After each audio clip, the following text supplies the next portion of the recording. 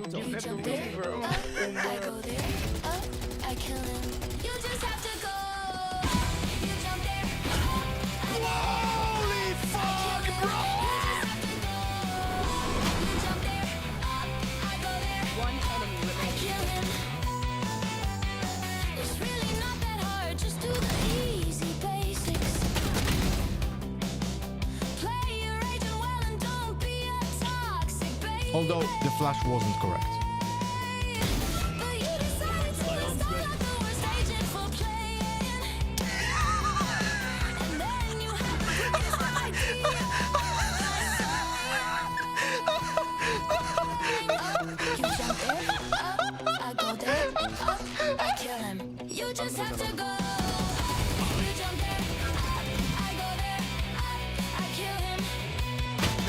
One enemy remaining. You jump there, up, I go there, I kill him. What just happened? What just happened? What just happened? Thank you!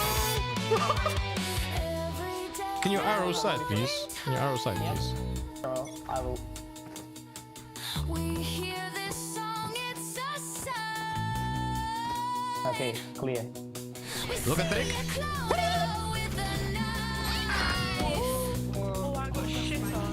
We know this tech, it's gun drop time. One enemy You jump remaining. there, up, I go there, up, I kill him. You just have to go.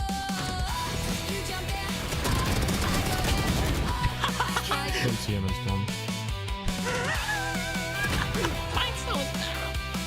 And I'm flashing. One enemy remaining. Spike down A. I'm going in! Family. I see something sick? Take a look at this shit. I go there, up, I kill him.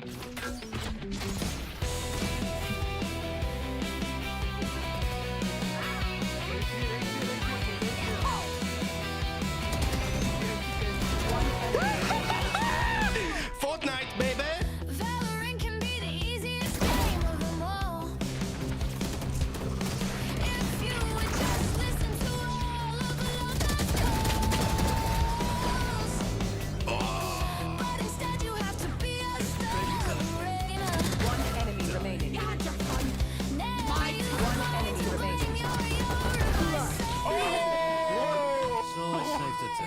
You jump there, up, I go there, up, I kill him. You just have to go. You jump there, up, I go Holy fuck, bro!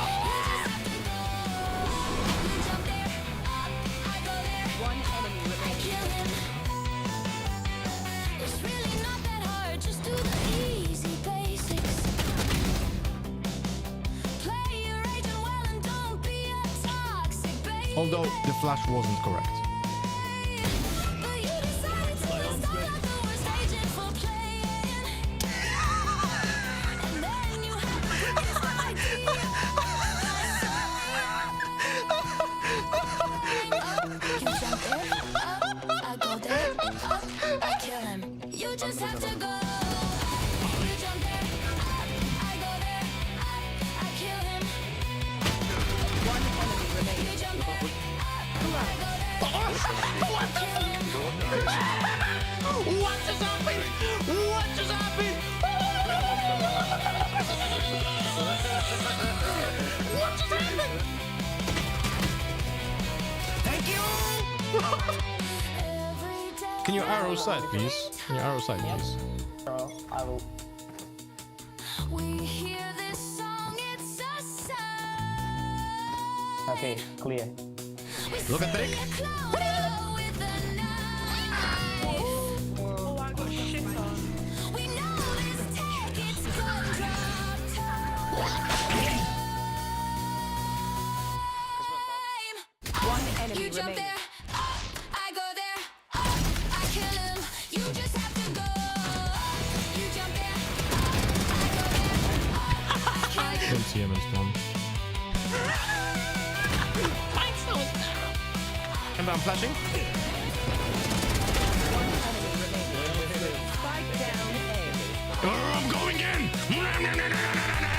Family.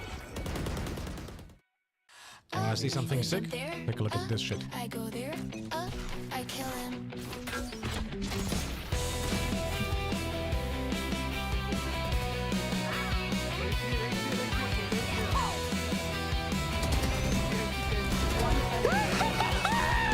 Fortnite, baby!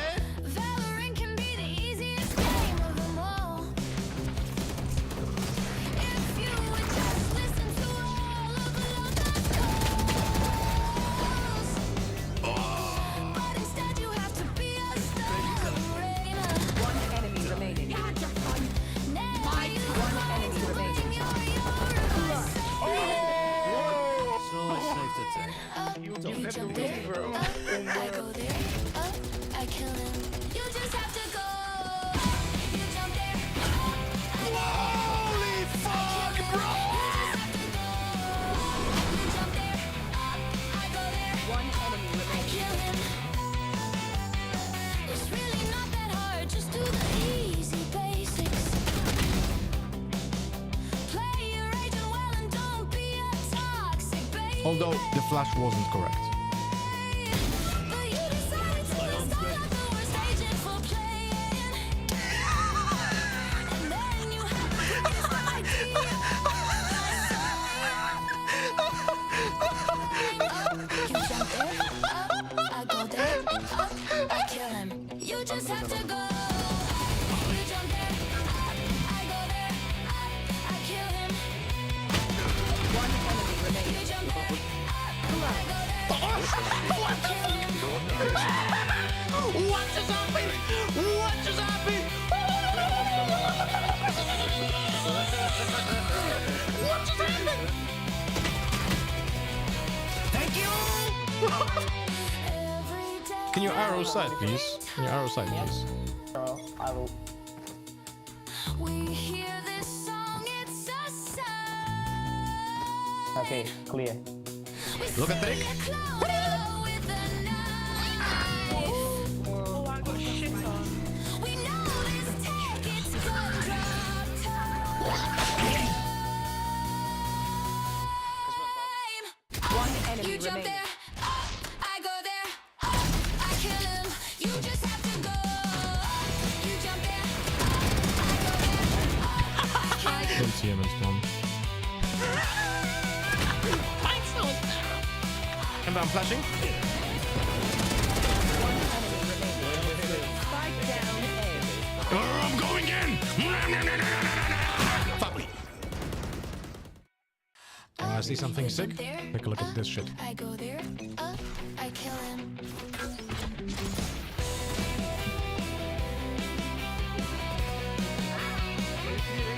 Yo, yo, yo. Good morning, everyone. Hello, welcome one day before Christmas Eve. Good morning, everyone. Hello, my friends. Music. It's empty without the music. Where is it? Maybe a little bit different music. Not bad. Not bad. Good morning, everyone. Why does my chat just go off and says fuck you? Fantastic. All right, my multi-chat just stopped working. Hello Fire Thunder, hello David, hello Grayson, hello Mikazura, hello Clue, hello Francois. Who else do I have here? Good morning, everyone. At 9 a.m. Tuesday morning, you'll be tuning in to a guy yapping to a microphone. Incredible stuff. Love you all. Alright, this music is fucking sleepy doo-doo.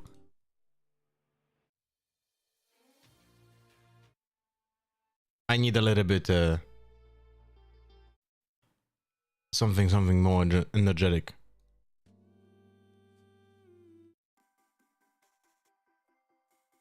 Maybe this is gonna be better.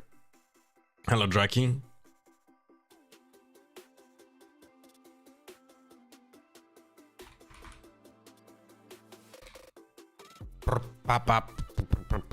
That sounds like music is from 15 years ago, but it's okay.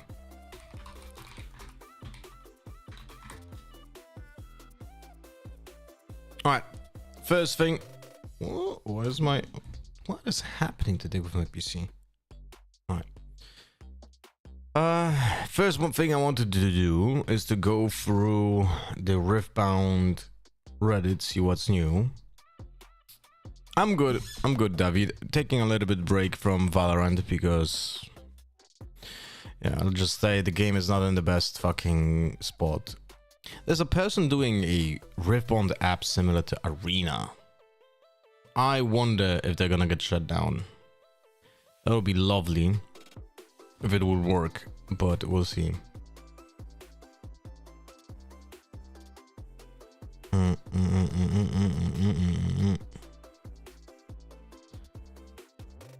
I did this 2 months ago and I feel amazing. Problem is now I don't want to play it anymore. Well, think about it this way. Is that a problem? You know? It's like, look, I'm still very passionate. I'm very, very, very passionate about Valorant, but I need to see some kind of changes.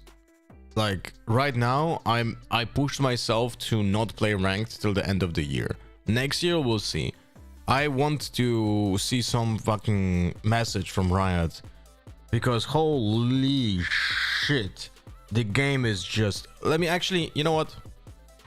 Let me just see something because I didn't check it for quite some time. The pick rates. Hello Phantom, how you doing? And by the way, David, I just want to say, like, you are not playing Valorant yourself for the past two months, but you're still showing up to the stream. That is a big compliment to me. Thank you, my friend. Agents. Wait, what? No, stats. I'm stupid. Hello, stats. Bruh.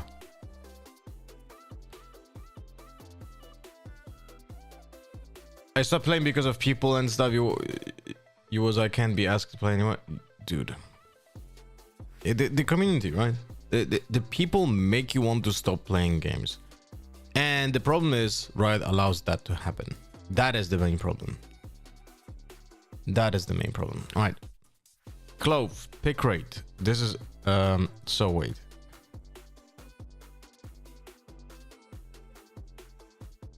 Look at this. That's so funny. Before 11.08, Clove had 10% pick rate. Globally, right? Like, I mean, every rank.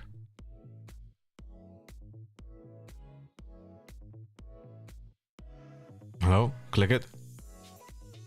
Hello?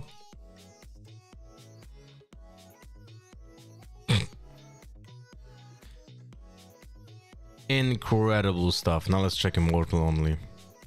16.27. It's crazy how much they fucked up the game.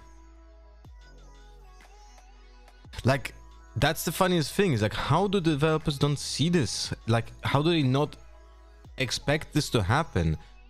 When if someone like me who doesn't have access to the data and just uses common sense, I'm able to predict that Clove pick rate is gonna skyrocket because of the order changes. It doesn't matter that they are being nerfed, right? It doesn't matter that Clove got nerfed. The order changes affect the Clove pick rate, and I was able to predict that just by reading the changes. How are the developers not able to read that when they have access to actual data? I don't understand this, you know? They only do changes to the pros. Unfortunately, it kind of looks like that way. It really does look that way. You know, it really does look that way. 78.72 pick rate in this act. Like, that's insane. The absolute maximum, right? The absolute maximum is, of course, 100%. But it's like, that is just... I don't like the pick rate, by the way, to 100. I like much more the pick rate when it's like up to 20. Because that just makes more sense, you know? Like, when the entire pick rate adds up to 100%, that is nice and neat. When it's being calculated by, like, every agent has up to 100%, that is just idiotic. because that means that 50% pick rate is one agent per lobby, right, on average. Anything above 50% makes it on average more than one, right? Game is dying, but we're gonna ban every month. I don't think the game is dying, but I think the game is definitely losing the most notable community members. And I'm not saying here about content creators, right? I'm not saying about content creators. I'm not saying this about YouTubers. I'm not saying this about casters or whatever. I'm talking here about people who are valuable members of the community, as in players, just normal players. The people who are not toxic cunts. We are losing them. That is the biggest problem. You know? That is the biggest problem that I see with current state of Valorant. That the people that should be playing this game don't want to. And that is the main problem. Also, the fact that Harbor has 42% win rate is just, yeah, something that I was able to predict as well, just by reading the changes. But I was being told that it's not gonna be the case, because he's good. So look at this. Holy fuck. 41% win rate. I mean, okay, I'm gonna be a little bit disingenuous. You can round it up to 42, but that is just like unbelievable levels of low. There was not a single character in the game that had this low win rate. Even when he was in the previous version. He actually had almost 3% more win rate before the rework.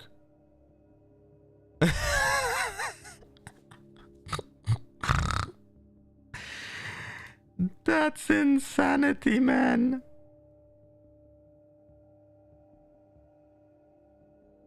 Wait, where's Habo here? What happened to Habo here? Oh, wait, I'm looking at Immortal. Wait, okay. That's not correct. We have to look at everything. 44. No, wait. Ah, he has 44% win rate on all ranks. Right. So he has lower win rate at higher ranks, which is kinda even funnier when you think about it. It just showcases that he's even more crap at higher ranks than he was before. Incredible stuff. Wait, actually. 42. Yeah, so he still went down by over a percent point. That was one guy playing like a lot of Harbor with positive win rate in Act 2. That's so funny how one person can skew those numbers. That's so funny. That is so fucking funny. The data range is so small. Look, I will show you something, okay? Right here, with Harbor with below 1000 matches, right? And 42% win rate. Right, at Immortal Plus. And then in Act 2, we have Harbor with 1000 matches more and positive win rate, which means that it's just basically one person.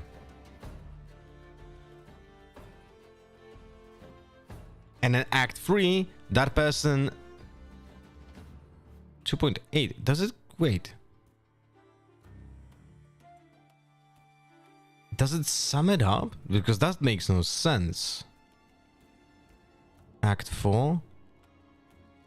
No, it doesn't sum it up. That is so weird.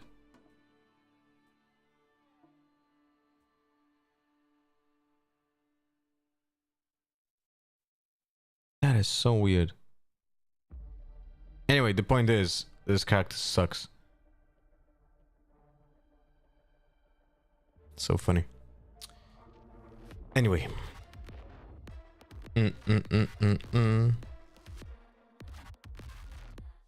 Top 10 biggest price gains in the last week. This has to be...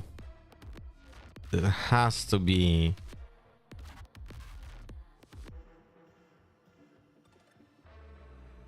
This has to be basically...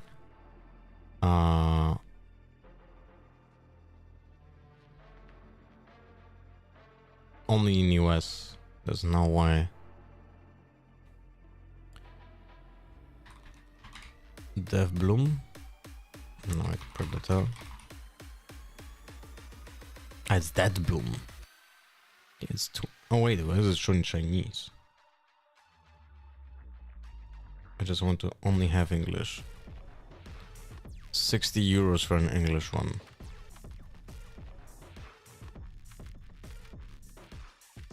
How much is it here?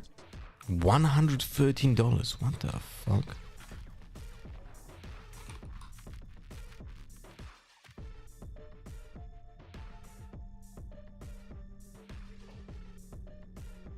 Crazy stuff.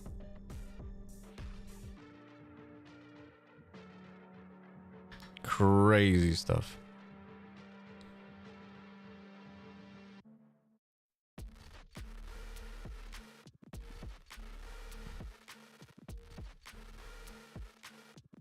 Should I wait for Draven set 2 or build a deck now? I'm the same guy who asked about being a spectator at Vader's and actually ended up getting tickets. This is my first TCG, so I'm basically learning everything from the ground up. I'm really set on playing Draven since he's my main, but with him barely having any cards out until Split Forge, I'm not so sure what is the smartest move. Should I wait for it when the Draven cards drop, or should I build a cheaper deck now just to learn the game physically? With Origin's prices going up, I'm also unsure if... Origin's prices going up? How does that make any sense? Unsure if now is a good time to buy. What? How is it going up? Kai'Sa. Survivor. What is Kai'Sa Survivor? Epic. Is she going up? She actually went a little bit up. Well, that's interesting.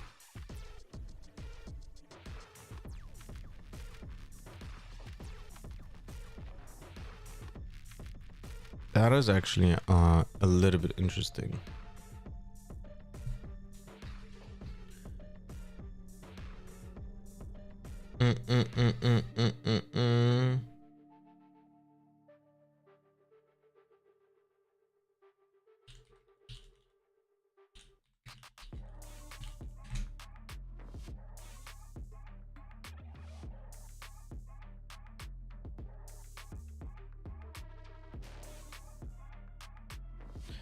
Bam, bam, bam.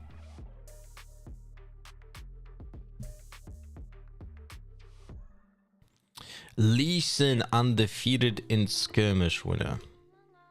Let's see how this looks. Oh, right. I didn't post that I'm streaming. Good morning, Anwar. How you doing?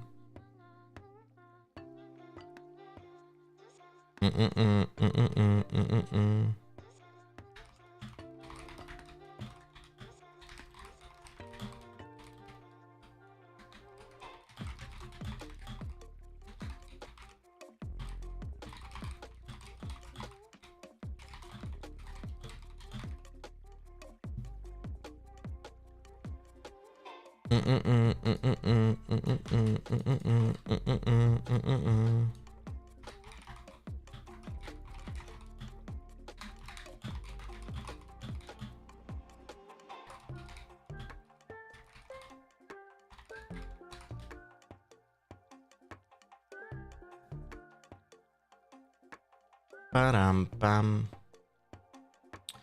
bam, bam, bam.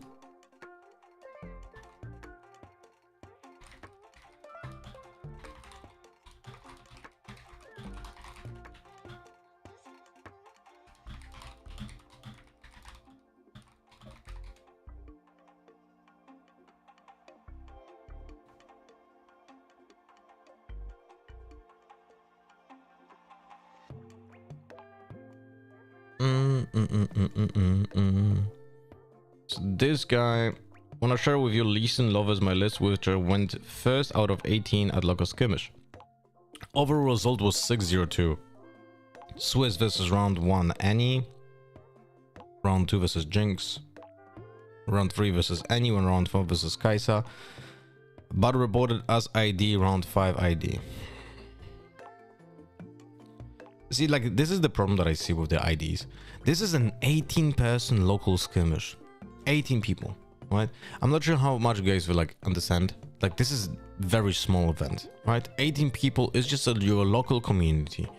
Your locals, your people that enjoy the game. You probably know each other inside and out because you play games for years together, right? There's a very high chance for that. And you go to a skirmish event on Saturday, and you play one day, and then it turns out that out of 5 rounds that this person played, he actually didn't play 2.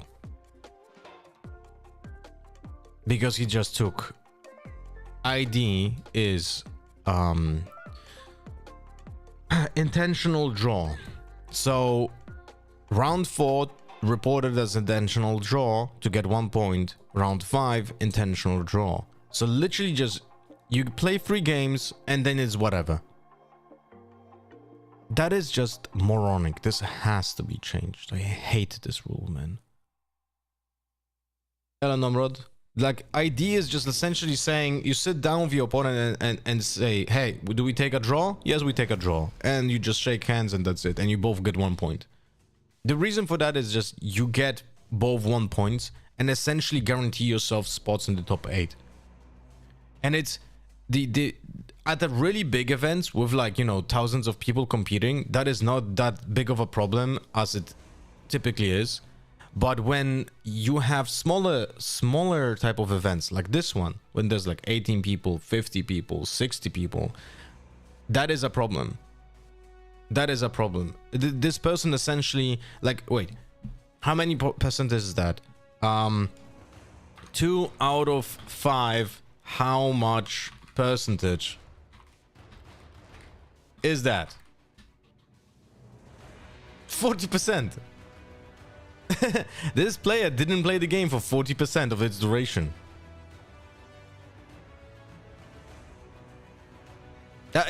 Like, making a report out of a deck like this just makes no sense.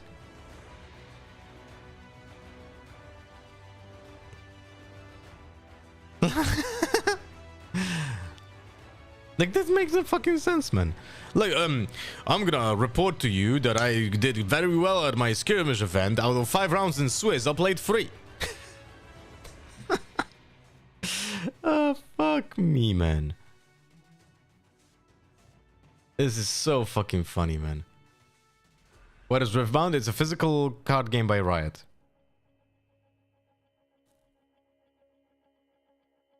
Crazy stuff.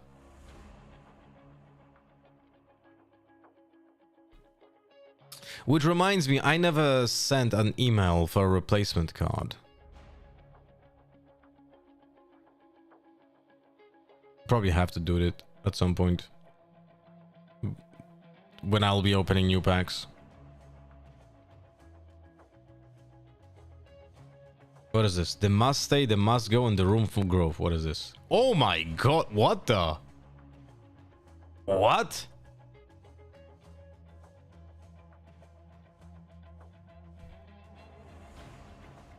I have fallen in love with Riftbound. I want to see it succeed. I'm writing to offer my thoughts on the state of the larger Riftbound ecosystem from the perspective of a long-time TCG player. Alright, let's see. Let's see if this person does make sense, or is it just like your typical complainer. I won't be nitpicking little rules here. These are my observations about what is and is not contributing to the game's success, and what Riot needs to be aware of in order to protect that success going forward. Ooh, I'm excited. A lot of these ideas have come from discussions with friends and locals, so I cannot take credit for all of them. Okay, I just want to put them all out there in a formal way. They must stay. These are things that are making Riftbound unique and great. Best of metal cards are the greatest price structure I've ever seen in any competition scene. What is funny, the funniest thing about this is that Star Wars Unlimited already did a best of performance exactly in the same way. It's exactly the same way like it is in Riftbound, but in Star Wars Unlimited you were just getting a normal showcase that you could have also found in a box. Riot just said, that's fucking awesome, well, let's do it better, and they did. The value of this system is incredible. One they are themselves called objects. They build upon people's resonance with a particular legend and encourage with a unique item suiting that legend. Perfect. They fit perfectly with players' investment in the legends they choose, but beyond being an awesome prize, it keeps the meta honest. I disagree with that. By ensuring that every legend will have representation in every major event, there is a lower risk of rock, paper, scissors meta developing among top decks. If you want to walk away with the top spot, you have to prove it against everything. This is way better than playing in or watching tournaments that are just 4 decks on repeat. Of course, top cards will look less diverse, but that's alright. The best of metal cards make it so there's more to it to making cut. I completely disagree with what he said here. I mean, the price is cool, you know? Like, this is all cool, but I completely disagree with it keeps the meta honest. What it actually does, it makes the meta dishonest. Because people are gonna be playing decks that they would never play otherwise. It's literally the opposite of what he says. You know? Didn't know before that best of meta are made by Displate? Yes, and because of that, because Displate is making them the metal cards, both the normal and the foil ones, right? They are not limited by the supply chain that they typically would have to do for other type of promos, for the paper ones, which allows them to print as many as they want, right? And as fast as they want, because Displate is completely different type of industry, which seems like a great choice, by the way. 4 sets per year. This is a promise that will be very easy to break. We have already seen the continuous evolution of the meta that is possible with just a single set. Leaving a set room to breathe before the next release is great for the game. It avoids card fatigue. Allows the meta to go through more... Sorry for the yawn. Allows the meta to go through a more complex evolution and provides good pacing for major events during sets. What is his point here? 4 sets per year, unique and great. 4 sets per year is standard for every single TCG. If it's not 4 sets per year, it's actually unique. What? Okay, so far this person made 2 points and like 1/3 of it made any sense. Summoner Skirmish is a great system for local competition. It is key to this that they have incentives for regionals. The local scene being so exciting is amazing. It encourages people to visit multiple local stores in pursuit of that win. Combined with the limit of 2 skirmishes per set, this makes the local environment really lively and offers some real competitive experience before regionals. Yeah, too bad that you have people who don't play the game for 40% of the time because they take 2 IDs in a row. Non-transferable ticket sales for events. Keep scalpers. Yeah, yeah, this is a no-brainer. There has to be. Okay. D must go. So this is gonna be the negative stuff. Let's see. These are the things that are hurting the health of the game and the competitive scene. They need to change. The tournament tiebreaker system. Alright, let's see what he has to say. Game win percentage is a bad system. There is a strategy to winning a match that does not always involve maximizing game win percentage. If you win a game 1, you may put out your weaker battlefield in game 2 in order to have a strong game 3. This level of strategy should not be punished by the tiebreaker system. Winning the match is what matters. Looking at the precedents, we figured this out. Tiebreakers should be determined by opponent match win percentage. How difficult were your opponents compared to the other guy? A match win is a match win. I don't care whether you stomped to 0 or fought for a tough 2-1. That's why we do matches. I do agree with this. I think actually easy 2-0s, right? I mean, not every 2-0 is an easy 2-0. Let's be clear this as well. But I do think that it should not be the main tiebreaker, and it is currently. And I think that is bad for the game. I do agree with him. It should be the way that in other games we have it. Like, the better your competitor is, the better your tiebreakers should be. And in current way, it's just encouraging you to even like report 2-0s and hopefully the opponent doesn't fucking see it. Like, that's just horrible, you know? So yeah, and like the idea of you fighting a better opponent and winning a nail biter 2-1 and actually gaining less from it than stomping a noob 2-0, that is just weird. The end of the run being decided by points rather than a tie needs to go. What? The only point that matters is the last point. Again, this is a case of looking at predecessors. We figured this out. It's a no-brainer. If we're over time, get to the end of turns, a 1-1 in this series, and there's no winner, it needs to be a tie. The current system creates a meta bias towards aggressive decks and encourages time wasting and angle shooting. Yeah, I completely disagree with him. This is someone who is not a competitive player saying this. That's about it. This is a casual player's perspective. My perspective, there should be absolutely 0 draws and 0 intentional draws. You know? Like this is just idiotic. The rules of determination should be different, obviously. But allowing people to draw will actually make, look, he says in one sentence, right?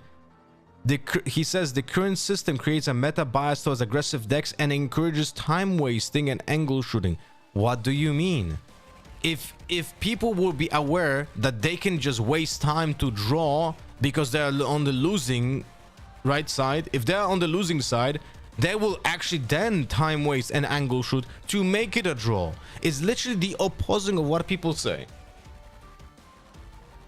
It's so funny when people but I have seen this time and time again, when people say stuff like this without thinking about consequences. They have this only one direction of what they think about. They do a solution and never think what the solution will do to the outcome of behaviors. It's the same thing with intentional draws. In Star Wars Unlimited, we didn't have intentional draws and it was great. People were complaining that not gaining points for draws is horrible feeling, and I feel bad when I go to get 0 points because we didn't finish the game. So the fucking developer bended the knee, right? And said, okay, now we can have the draws and we can also have the intentional draws. And then suddenly the same people who complained about 0 points for draw, right, are like, well, but now we actually don't play the game, man. Yeah, well, if you only would have thought about consequences of what you're saying.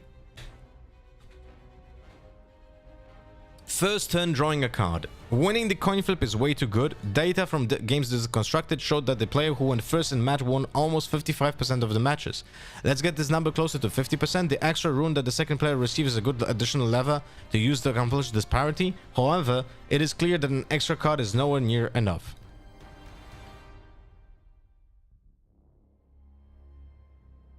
I don't think we have enough data to go by this, by the way.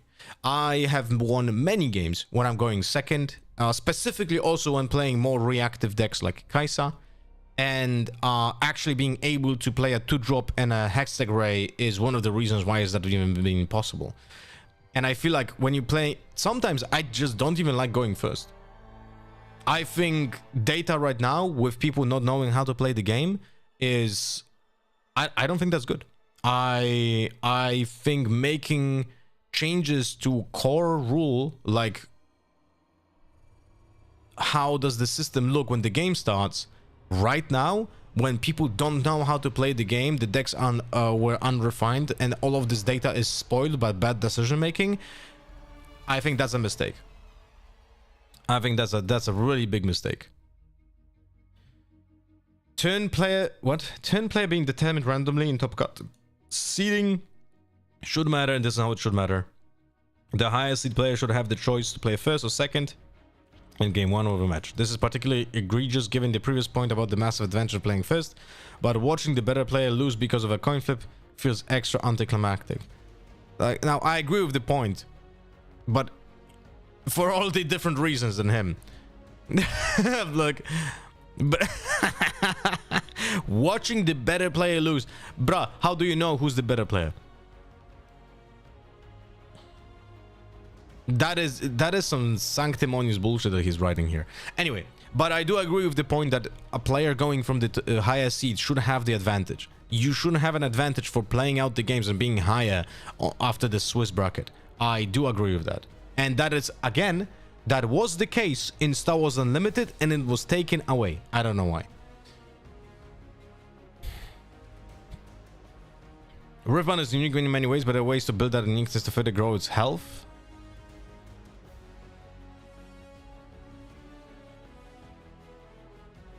Buying what? Expand direct from Riot MSRP products for accounts that have participated in your events. Being able to buy directly from Riot will give players an alternative to scalpers and not do anything to harm local stores. Oh, I don't agree with that. Right now, that store sits perpetually sold out, and we are on the edge on our seats for the next drop because of the product shortage. However, even with that shortage addressed, it should be possible to buy for MSRP from Riot. It will be vastly more convenient to buy from a local store for most people, and local stores can be profitable even at a discount. However, if you're in a position where you have to order your Riftbound product, you shouldn't have to do so from resellers. Having a special release to get snapped by people who don't play the game is just sad. This is a tricky problem to solve, but that one needs to be addressed. I don't think buying from Riot is a solution to the problem, because that, in the long term, hurts the overall distribution of the game. You can see that with Hasbro. Hasbro offering direct to consumer products is a big problem for the local stores in there, and the only reason why it's not a bigger problem than it should be is because the game has 30 years of experience. For newer games like this, I honestly, I think it's fine with like limited resources, like special releases like Worlds and stuff like that, you know. But did you watch the interview of Riftbound TGI with Chengran Chai from Paris Open? I think I watched a little bit of it, if I'm not mistaken. It almost goes without saying we need more production. The card shortage of Origin has been a pain for everyone. We know it, they know it. I'm just going to mention it and move on. We have a sense of demand now, so hopefully they can adjust. I don't really understand how those people are so like short-sighted. This is not shortage. This is just demand for the roof. They printed as much as they could, and it's just not enough. It's not shortage. Shortage is when the developer actually says, you know what, we could do more, but we're not gonna. That's not what is happening here. I can guarantee you that Riot would like to earn more cash. In every business, direct contact of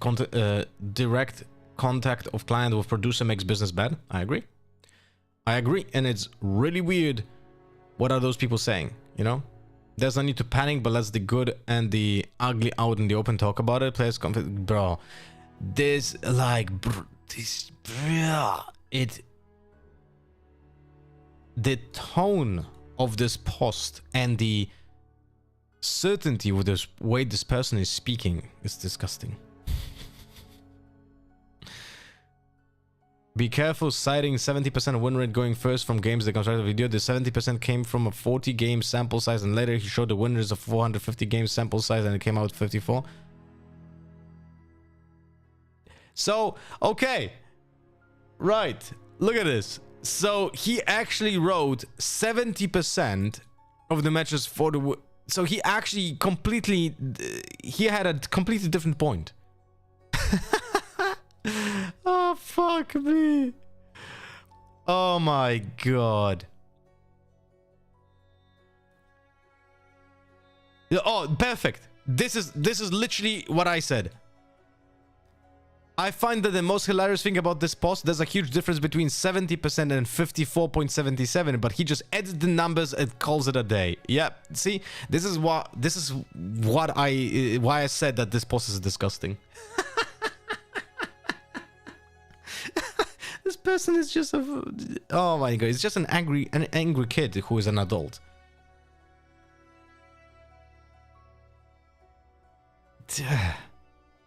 Oh, here we go. Another smart person saying something. I think the end of round being decided by points rather than a tie needs to go. I think this would create really awful incentives in the case of winning a long game one though. Yes, correct.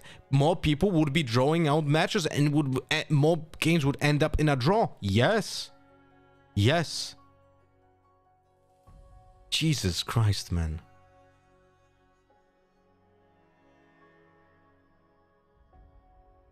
Fuck me, man. But at least there are people in the comments like literally bashing on him. At least some of them, you know? At least that is so nice to see that the overall community... okay, maybe not everyone. But there's many smart people in the community, which is nice. This person making this post, not the best example though. What do you think? Wait, sorry. Let me read first. If Rebel PL sells board games with retail price on their side, most of the board games shop would limit amount of products they want to sell. They would not even cover it. They would literally not order it. Right? And lol double rainbow says, what do you think would be a better solution for the high prices? Having to pay 200 euros for a boosted box as a new player is insane when it should cost 60 less.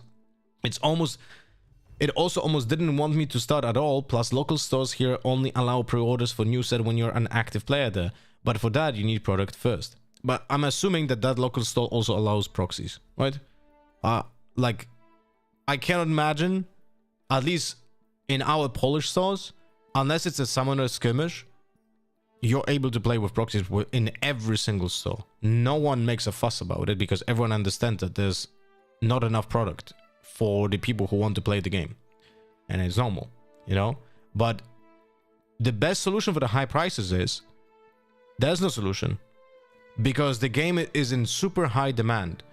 The result of the game having 200 euros for a box, right?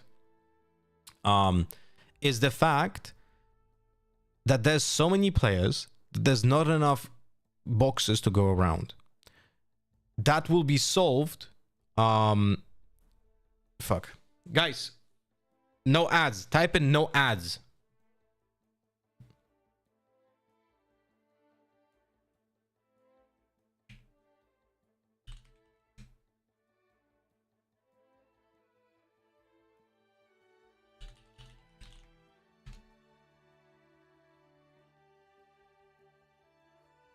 Look, just click on that link.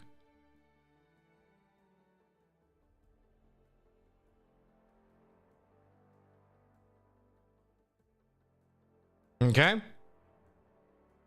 So, I'm not sure if everyone can hear now. Because guys, unfortunately, I have to have ads on my channel. Because I need to earn some money at least, you know?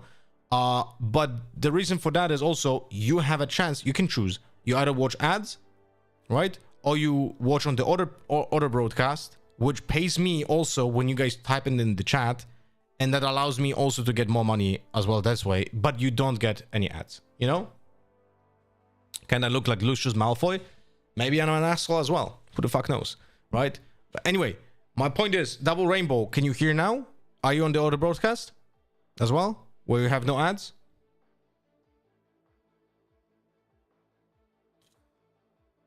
Okay, so essentially what I'm saying right now, maybe I'll actually use, right, I'll use Epic Pen.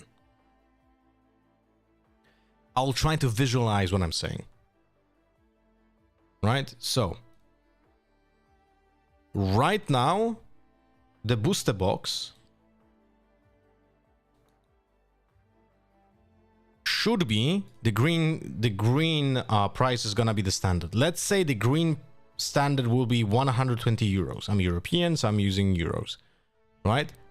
Because there's so many players currently wanting to play the game, the amount of boxes that are available is just not enough for the amount of people that want to play the game, right? There's just too many people wanting to buy those boxes. All of them want those boxes, and because there are not enough boxes, because for 4 people there's only 1 box, the price goes up, right? Because there's higher demand. So currently the price is gonna be, let's say, 200 euros, right? If the game would be played by less people, right? And there would be more boxes than people available to play the game, this price would immediately plummet to 80 euros. Now, this is just an example, right? That is a direct correlation. This is how it works in every single card game, right? In every single card game, you have this correlation. If there's not enough people, the card boxes immediately plummet because they're sitting on the shelf and the stores need to offload them. This is why, for example, if we go to Card Market, we go to, let's say, Star Wars Unlimited. It's a great example. We go to Secrets of Powers, which is a new expansion that just dropped. You can buy it for 70 euros when the price should be 99. and you can buy them below MSRP.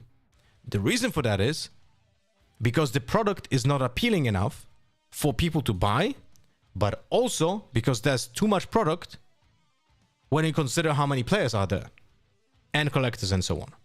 That's why the price plummets down, right? So right now, the only way of fixing this problem would be printing more boxes. If you print more boxes, the price will go down, right? But the price will go down. We don't know how much. Will it even be enough? Will printing more boxes will be enough to satisfy the amount of players that we have? We have no idea. No clue. Because right now the game is in such a demand that we just know that there's not enough. But how much would be enough? We have no idea. And I'll tell you this. Whenever I see a game that has big amount of players and expensive cards, that makes me think this is a great hobby to invest my time in. Why? Because there's so many people that want to play the game. Because there's also an option, right? When there's very limited amount of distribution and not enough players. Like Gundam, for example, right? Gundam, for example, is in a state where you have probably this amount of people, right? But the amount of boxes is so low that the price goes up anyway. So even though there's not a high amount of people wanting to play the game, you end up with higher price because there's just not enough product. You know? So the way, like, the prices will go down at some point if Riot will be printing more Origins boxes over time. And that is a possibility. I think Riot will do that.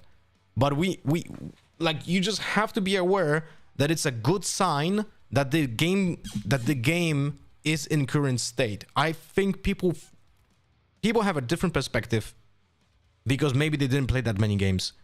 But I can tell you this.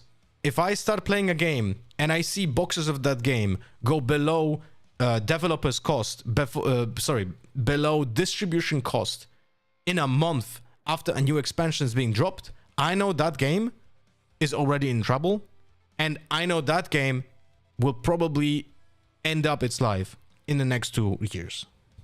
And that's what I think is going to happen to Star Wars Unlimited unless they turn the ship around. Every single expansion from Star Wars Unlimited, apart from the first one, has been in that position. If the 7th expansion that they're going to release next year is not going to fix that, game is going to die. Because stores already don't want to have the game on shelves. And if the store doesn't want to have the game on the shelf, the store will not have tournaments. If the local stores will not have tournaments, games will locally die. If a game locally dies,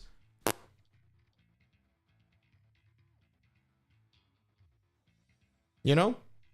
So which one would you rather have? A game that is dying or a game that is like actually popular and people want to have it more and people want to crave the game. Sorry, to play the game, right? So Gundam is in the same situation as Riftbound but on a smaller scale. So that's halfway correct. Gundam is in a similar position from the outcome perspective, but the reasons for it is completely different. And because of that, there are vastly different positions.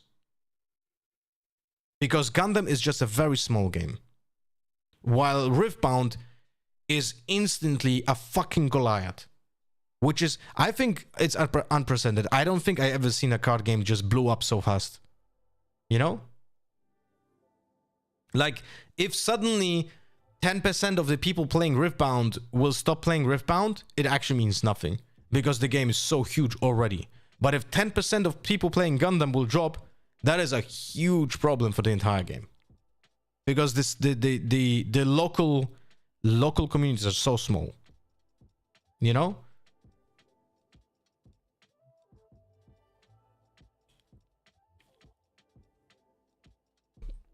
Anyway, hope that answered your question, Double Rainbow.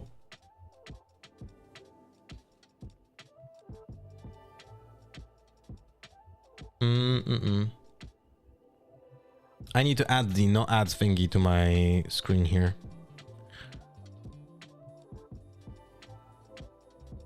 Oh, yeah.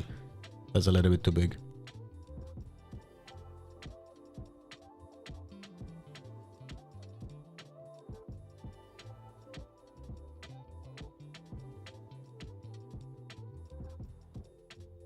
Okay, let's see what else do we have here.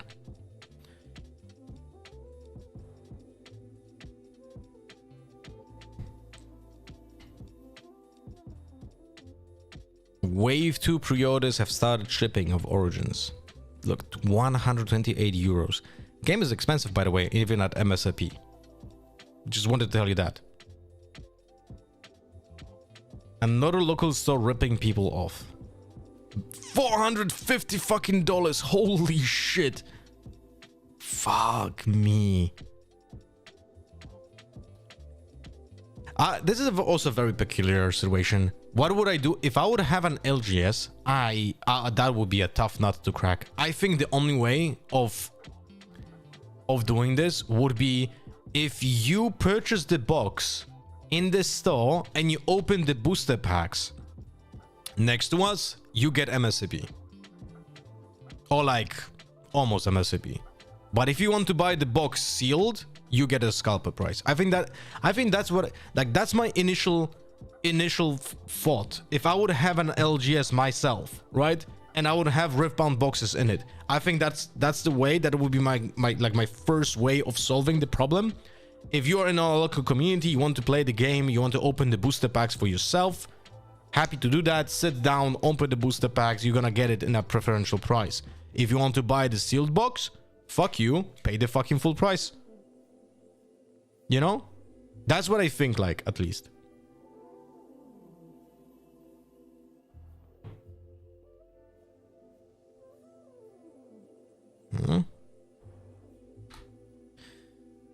Mech and Sun Soldier tokens. Proxies. That doesn't look like a mech at all. Sun Soldier is pretty cool.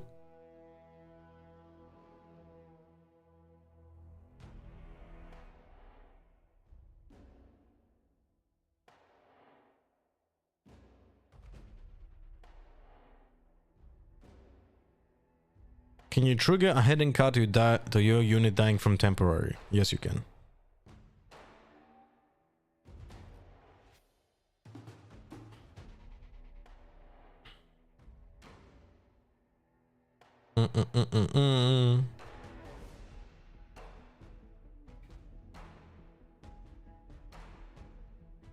Sorry for a moment.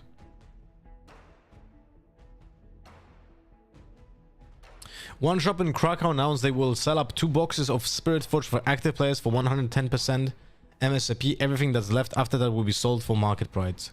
It's a good idea for me. So each active player can buy 2 boxes. I feel like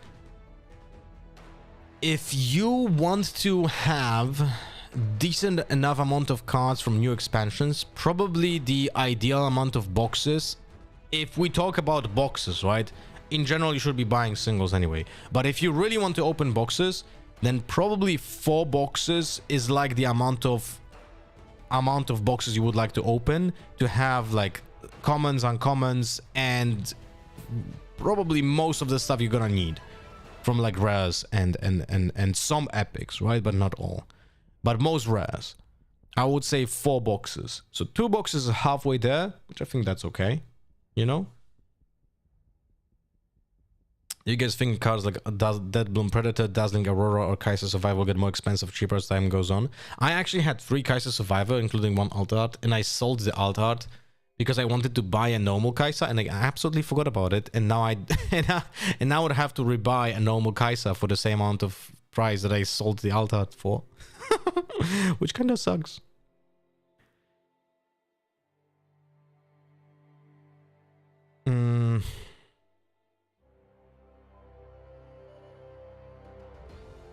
What the hell? Riftbound is not only for competitors. Stop trying to gatekeep. What is this post? I got downvoted into oblivion because I didn't think it was fair that LGs were only selling products to their competitors. Many said that it made sense because those are people that support stores, even though there are many groups beyond competitors that support Riftbound. According to Dave, players, many different groups. What?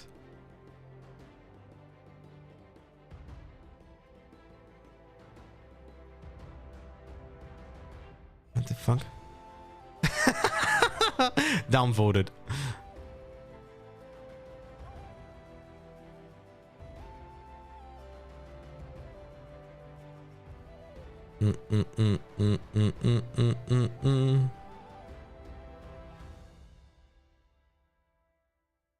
I have the words bundle, by the way, and I'm still like torn a little bit. Should I open it or not?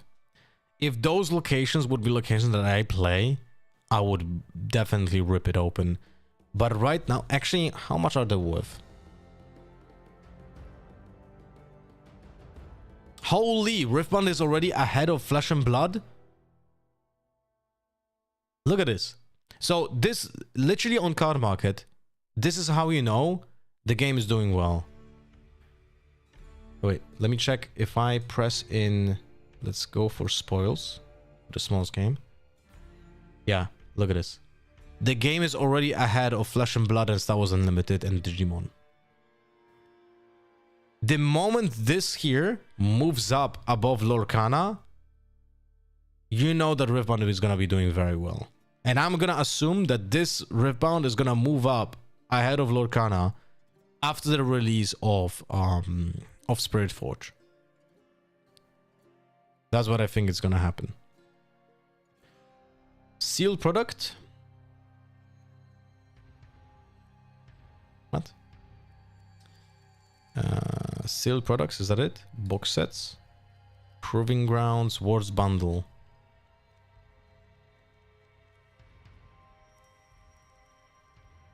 How many available? 193.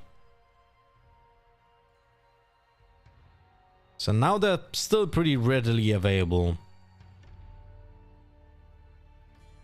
Oh my, what the fuck? Look at this. Someone has 12. What the fuck?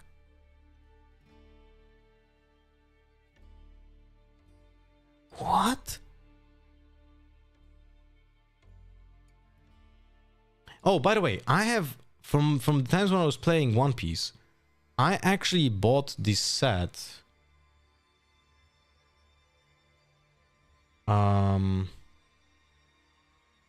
I bought this set from first year anniversary because I was still playing the game. Oh, I also have this one, but this didn't appreciate in price. Actually, it does appreciate in price a little bit. Oh, that's nice. That's nice. Okay. But I have this first anniversary. Where is it? Second Japanese anniversary set? No, I want the first anniversary set. First anniversary set English, yeah. What the fuck? What?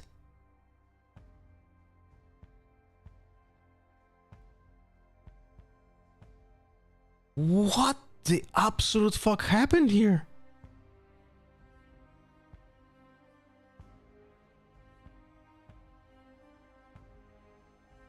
I bought this for like, I think 100 euros and I have it sealed.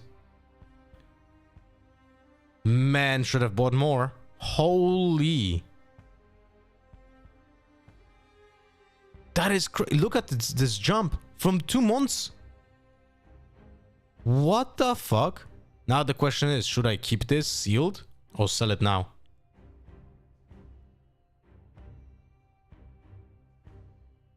That is crazy. And the people who bought the Arcane set, how come? What is happening with Arcane set? What is the name of it? No. Wait. Sealed product? No. Sets? No. Eh? I think there are still no listings, but price will be crazy. Yeah, it seems like it's not listed. You think the price will be crazy? I actually can't remember what even cards are in it. I ordered 3 because I thought to myself, this is the first promo set of a new game. Definitely have to take the risk. Arcane, wait. Riftbound, sorry for the flashbang. Riftbound Arcane set.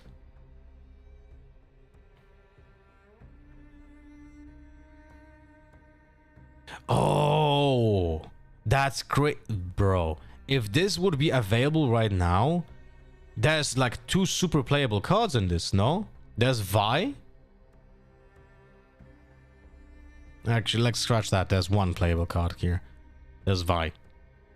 Vi and Victor to some degree.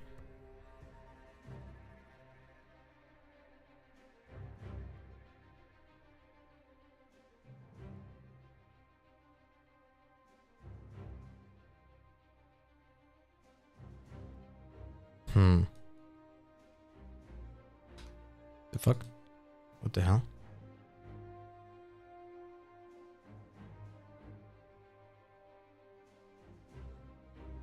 I wonder if it's already listed on TCG Player. I mean, from those promos, like, Vi is playable. Victor is to some degree playable. Which Victor is that? Is this Leader or is this the other one? It's the 4-mana one. So it's the one that creates a token when you play a spell during opponent's phase, no? I think so.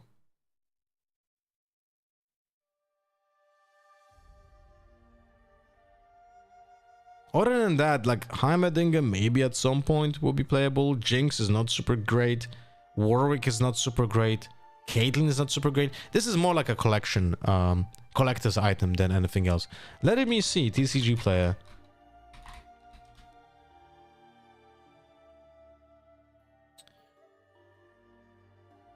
Riftbound.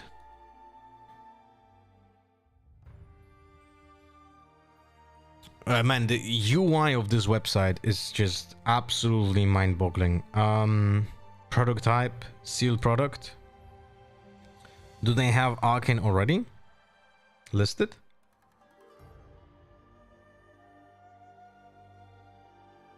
You can find Teemo from Ward's Bundle for 80 euros on CM, and Ward's Bundle was available after release.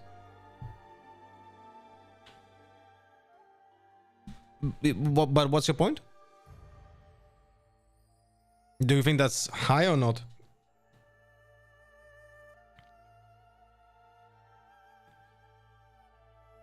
When Arcane Bundle have been sold and not reprinted? Oh, you mean this way? Yeah, but I think Arcane Bundle is probably gonna be if I would have to guess, I would say that they made way more Arcane sets than Ward Bundles. That would be my assumption. It's much easier for them to produce the Arcane sets than Riftbound Ward Bundles. So I think this one over here is gonna be more rare than the Arcane. But I might be wrong. But it seems like they don't have the Arcane thingy also listed. Oh no, wait. They have it here. Man, this is some bullshit now. $400 for one. Yeah, this is just like someone just putting it already because he's an idiot.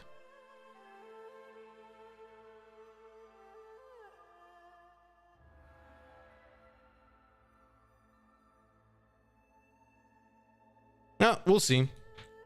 We don't know when they're shipping it, no?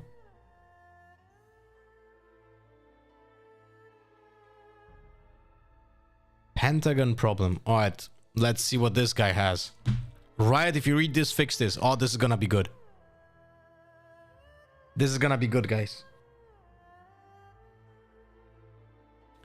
When Arcane Bundle have been... Oh, wait. My guess is that Arcane Bundle will be at least 500 euros when they will be delivered, and price of that will skyrocket in the future. I think you're wrong. I think you're gonna be wrong. I think the Arcane Bundle is gonna be less rare than the Wars Bundle. You know? So I feel like it's gonna be probably around like twice the price of the release, and the release was like what, 90 euros? So it's gonna probably around 200 euros. That's my opinion. I have been playing collectible card games for a long time. Let me guess, 5 years. And I'm honestly frustrated with the current situation in Riftbound. We're at the very first expansion and already some cards are sitting at 50 to 70 euros each. Yeah, what's the problem? That is not a healthy starting point for a game that should be still be building its player base. Bro, if I look at games like One Piece, the community went crazy when they realized a full tier 1 deck could be built for around 70 euros. Yes, you can always pimp your deck and spend more, but the key point is that the separation between cheap playable cards and expensive blink cards actually exists. You can compete without selling a kidney, and collectors still have reasons to go hard on boxes. You're an idiot. We already established this. In Riftbound, that separation feels completely broken, especially because of the mythic cards with the pentagon. Oh, fuck me. It makes no sense to have an epic Kaiser sit at 60 euros and the showcase version at 70 euros. Time Warp, all the signature spell that will come with. That is not exciting for collectors and it's punishing for players. The base version should be something like 5 euros. Thank God, everyone should listen to you, bro. Base version of the Kaiser should be like 5 euros and the showcase should be crazy one like 300 euros. Yeah, you're an idiot. Holy shit. That way players can actually play the game and the collectors have a real chase card that justifies opening cases. That is literally how you kill your game. Right now it feels like the worst of both worlds. Players are priced out early and collectors do not even get that dopamine hit of chasing something truly rare and special. If Riftbound wants to grow, this pricing philosophy needs to change fast. Like this is literally idiots. Those people, they should not be allowed to write in the internet. You know what I mean? What's going on over here? What's going on? What's going on over here? What's going on, Marcia? Well, your point doesn't work when the game is not something with many collectors. The prices for meta cards will be just regulated by supply and demand. Yes, seems like a logical conclusion. And there are many playable decks at budget. Just happens to be that many decks want Rent Kaiser or Time Warp, and the supply is very limited by its epic rarity. Very common sense answer. Let's see what the idiot answers. If we had a rare version and a showcase version of Time Warp, there would be no problem. Paying $70 euros for an epic card doesn't make sense to me. Yeah, because you're an idiot. Watcher being a good example of that. Cost is significant better since it's just a rare. Of course that would be better, but in the end having good cards gatekept behind parity is what makes people buy Riftbound packs. I don't expect Riftbound to have enough collectors to reach a state that those indirectly support the players. I will show you something that might blow your mind. Okay, you guys are ready? Are you guys ready? Riftbound. CCG. The first C stands for collectible. If every card is like maximum 5 euros, if cards like Kaiser or Tamil would be like 5 euros, the game becomes CG. Card game. Not collectible anymore. And that's where the card game dies. I literally feel like those people have absolutely no fucking common sense. Holy shit. Actually, wait. Is there a website that checks the average meta prices of decks? I know that is possible for Magic. One Piece TCG deck prices. Let's see if they have something like that. Average deck prices from 9 months ago. I have a pretty general question about the average price of viable decks. Nothing super top of the line, but okay.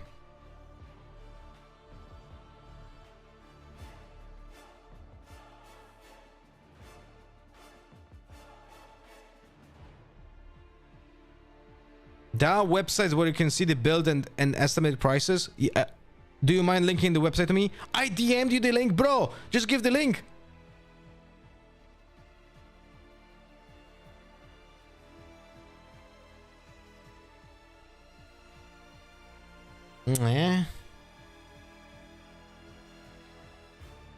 And it's not like the decks just don't work without those cards. They might be less competitive, but you can still play with a lower budget. I literally played Kai'Sa without a Time Warp for the longest time. It didn't feel that much of a difference.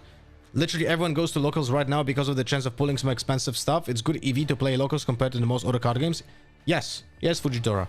Like those people, they say, like the guy that I just read says, I'm a long-time collectible card games player. Yeah, I think you're an idiot who plays the game for 6 months and never fucking touched a different card game if you have this opinion. Holy shit. Or those are the people who are like 40 plus years old and they actually just like never buy anything in the store and only buy singles for like cheap card games and then complain sitting in the store for 10 hours every day and just talk to the fucking clerk and complain about it, but never buy anything in the store. I can tell you, I have been a manager, I have been a retailer, I have worked in local gaming stores when I was younger. You can't imagine how many people are like that. And nothing changed. They're still existing. This was a case 20 years ago and it's a case today. You'll have a local gaming store, you will have few people who are spending their entire life in the gaming store playing games but never buying anything in that store but constantly complaining about everything. You know? That is one of the craziest things. Right, how do I check average One Piece decks prices? Oh, here we go. But now I need to find like tier lists, the best decks.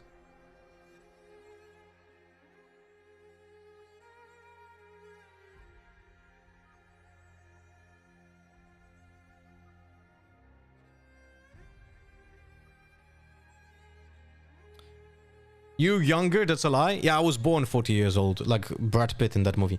I kind of see the point of him wanting the collective part of the game being focused on alternative arts, like the overnumbered, that is a bit more, so the game is more affordable. If the guys, the only game that is allowed to do that and live is Pokemon. No other game can survive an environment where the only cards worth anything are the lottery ticket cards that you have in the box. You know?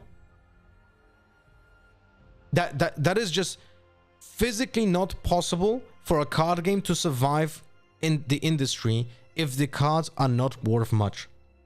If you have a situation like in Pokemon, that's only possible in Pokemon because Pokemon is 99.9% collectors. There's literally just a small driplets of players in the entire industry of Pokemon, but most people are collectors. In Riftbound, most people are players, not collectors. So if the price for the cards would be minimal and the decks would be worth nothing, no one would like to compete. No one wants to compete in a game where the cards are worth nothing. And you open, and there will be no point in opening boxes. You guys remember?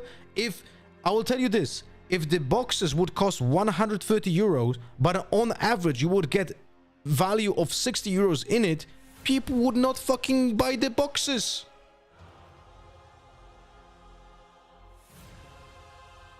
You know?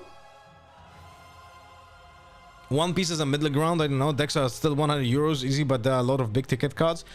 One Piece is also filled with collectors. You know? In Sweden, the criminals use Pokemon cards as currency. That's crazy.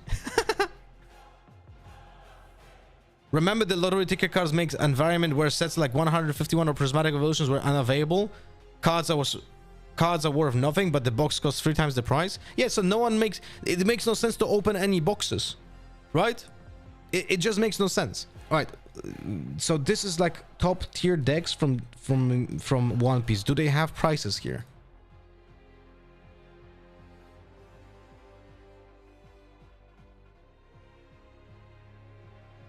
It does show some prices. $23 for an entire deck. Okay. That's cheap even for One Piece, no? This is literally all commons and uncommons. What I'm watching, what I'm seeing here? This is literally not a single rare in here, no? That is some anomaly. There's no way this is normal stuff. Yeah, not a good. Okay, yeah, that's what I thought. Like, so what the fuck? This is all commons and commons. Like, there's no way this is a good example. Here we have Portgas the Ace. $160. Okay. $160. $200. Yeah, this is literally what I always say. If you want to play a card game, the decks will be between $100 to $300. If you don't want to pay $100 to $300 for a deck, the hobby is not for you. You know? One Piece had a different phases where decks were expensive or cheap depending on metas or product availability. Well, that's logical for sure. Every card game will have something like that. But I'll just wait. Is there a website that like combines the decks like cost or something?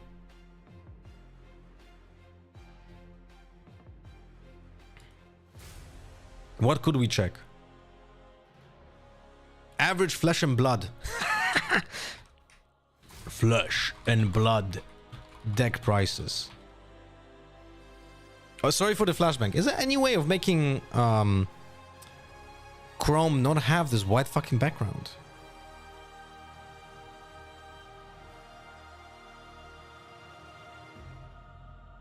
Fair enough, but something like Yi right now that is extremely expensive and has no long-term value, as Aurora is bound to drop a lot in value, feels bad in my opinion. Who makes you want? Who forces you to play Yi with Aurora?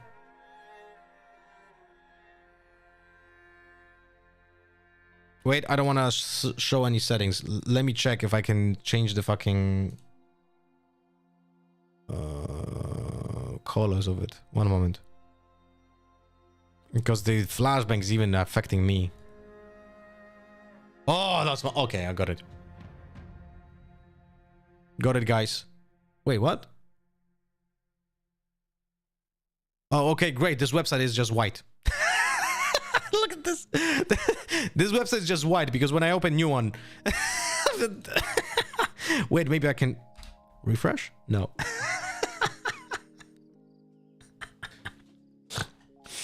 Oh, fuck me. Thank you, Zeppel. Already did that. But guys, remember, if you want to watch without any ads, you have two options. You either sub to the channel or you type in no ads, exclamation mark, no ads. And you have a link for broadcast with no ads, okay? Remember about it. Wait, let me check. Classic constructed decks. Tier what? This is some old bullshit. This is like from 2 years ago. Okay, never mind.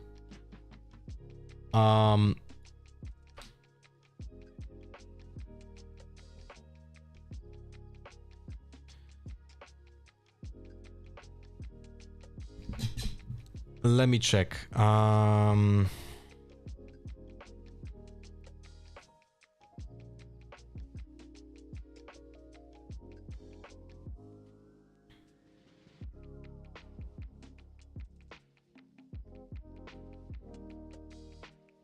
Staples, events, living legends, prices. No, I would like to have some decks.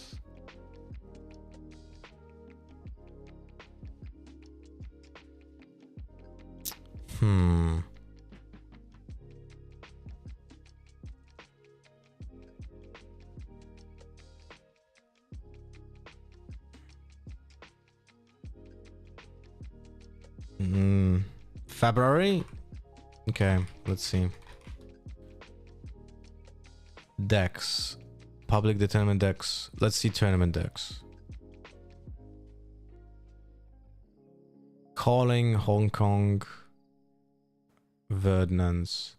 Oh, it's a wizard. Okay. I thought it's a rune fucking character. That would be more expensive. Do you have prices here? Pricing. Here we go.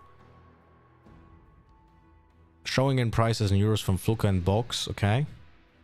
719 euros. Wait, what?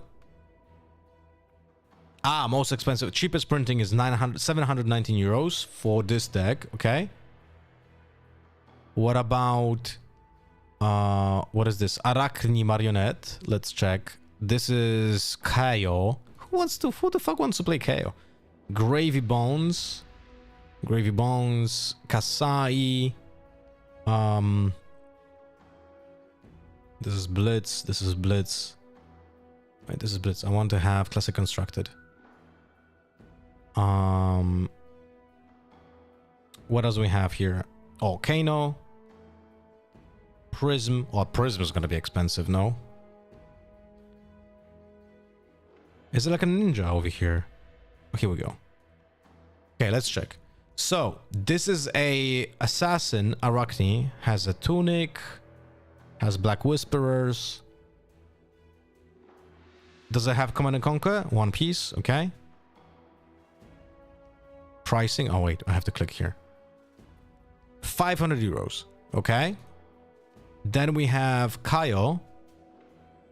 500 euros, okay. Then we have Gravy Bones Necromancer. This is when I already quit FUP at this point, so I never played with this fucking deck. 340 euros, okay. Why is it so cheap? Has a Crown of Providence. That's like most of its cost, by the way. Oh, okay. So it has a Fable. Has an Io Ophidia in it. This is from the first expansion, by the way, the Fable. I need to check at some point my collection because I have most of those cards. I have the Io Ophidia. I have the Crown of Providence in cold foil. I have 3 Command and Conquers from the Unlimited print in foil. Like, they are probably... You know what? Actually, let me check. Flesh and Blood. Command and Conquer. From Arc Unlimited. This is the printing that I have. Now, let's see... Normal print is worth 65 euros for one card. Let's see versions. I have the foil version.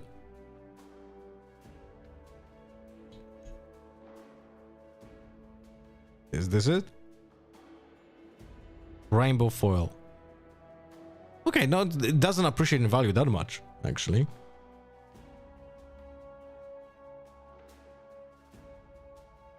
Okay. 70 available.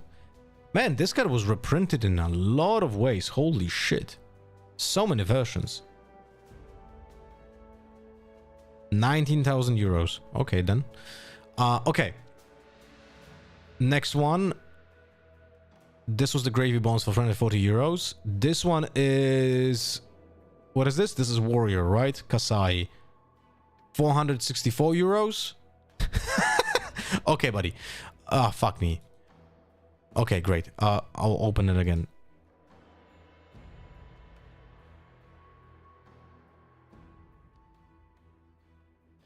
So this is the Ninja. Ninjas were typically on the cheaper side. Yes, 280 euros. And we have 560 euros. And we have 500 euros. And we have Prism, which is going to be probably expensive. Actually, Prism is only 265 euros. That is actually surprising to me.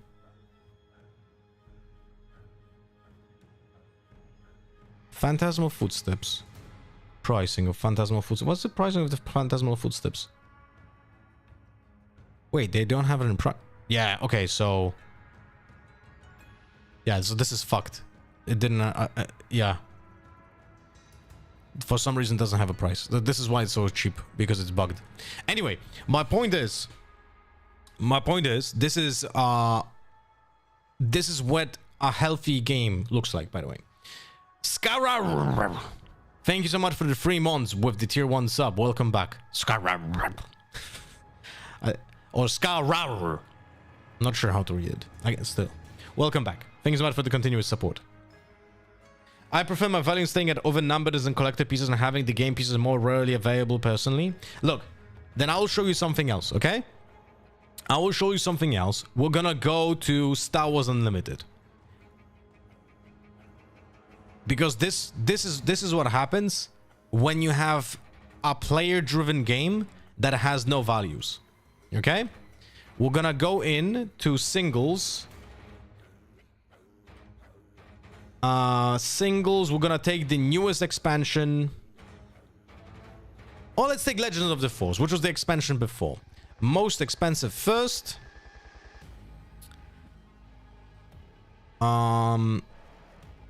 You have the most expensive cards, the Legends, who are like kind of like epics, right?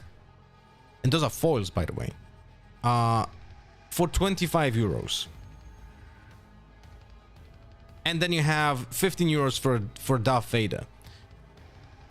When you buy a booster box of this game, of this expansion, you are never getting your money worth even in 80% of the price. Because you're just not gonna get cards that are worth anything. And the thing is, when you do this, why isn't it showing any of the showcases, by the way?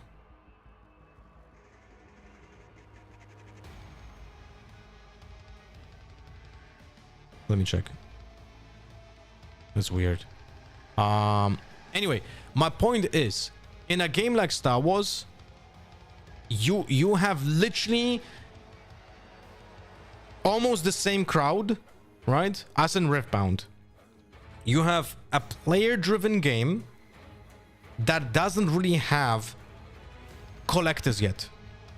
And probably will never have. Like when it comes to Star Wars, at least, right? And the thing is, the game is long-term dying because of that.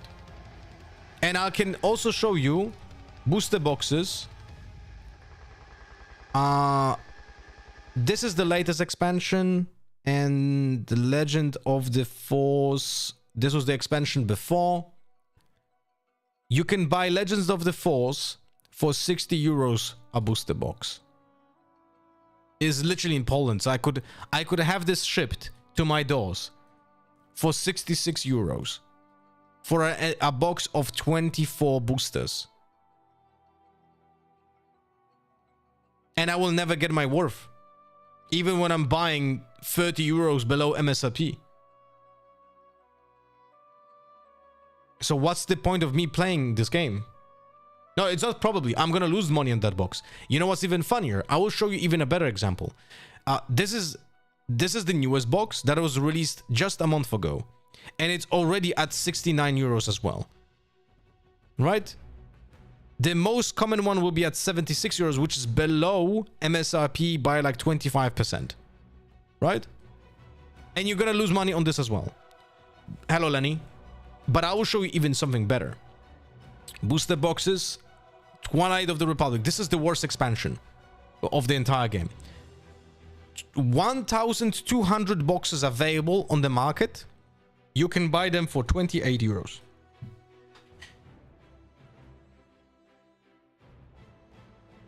A box for euro 20 per booster.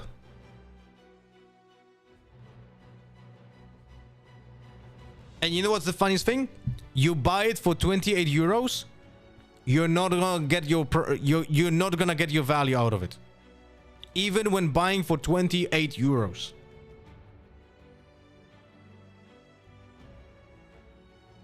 My one criticism to Riftbound is that the pricing was done badly, even the things they showed for future sets. Can you give context to what exactly you mean? I just feel like having a good balance between collectors and players is something Riftbound can strive for. If they manage to do it better for everyone, if they don't, well, we can still play it. But Phoenix, I want you to understand that what you try to achieve, it's already done. There's just not enough boxes to go around. But the scale of the prices is actually done correctly. They just need to be 20-30% lower than they are right now. But they should never be cheaper than that. Because if they will be cheaper than that, then we're gonna get fucked. And no one would like to buy booster boxes. And there's not enough collectors to buy booster boxes to then fuel the players. Look, I'm gonna tell you this way. In mobile games, right, the entire mobile games industry is being fueled by whales. Do you want our industry to also be fueled by whales? Because that's what people who say that they want cheap player cards and expensive collectors are saying. We want the game for free, let the whales pay for it. Unfortunately, that is not a reality unless you are Pokemon. So we should not strive for that, you know? We should be happy that the cards that you have in your deck actually have value as a player, because it is a collectible card game. And it's a sign of health when those cards that you have in your deck are actually worth something, you know?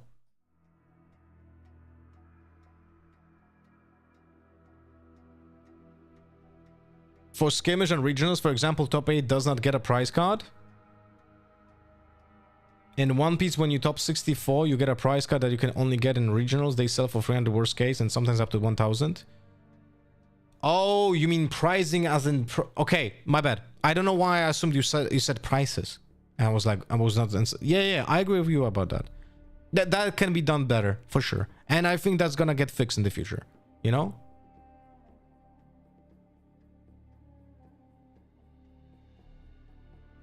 I can definitely agree with you about that for sure. Like, but wait, in skirmishes, top 8 was getting a promo, no? And regionals also, no? Regionals, like in Houston, regionals were getting top 8 promo. But the promo was bad. Well, but that is different than not getting a promo, right? You said that for skirmish region, for example, top 8 does not get a prize card.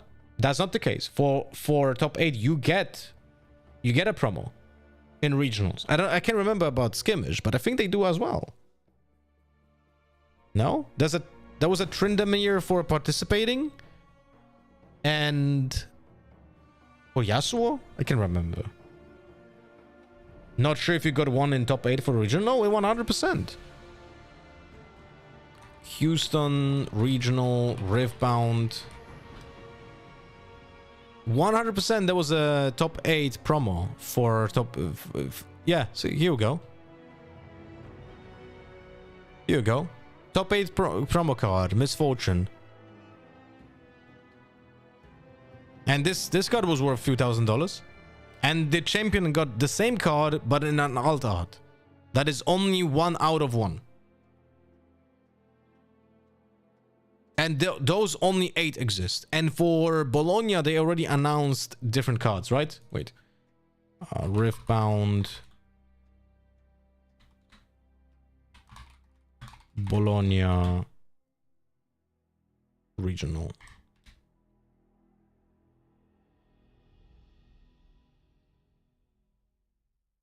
Eh?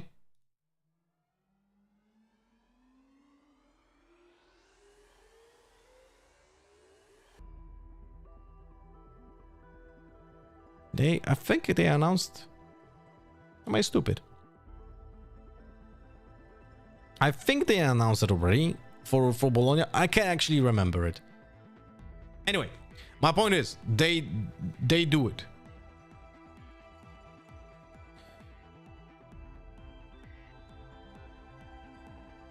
I think they could do top 8 better. It's the same art of a card that already exists.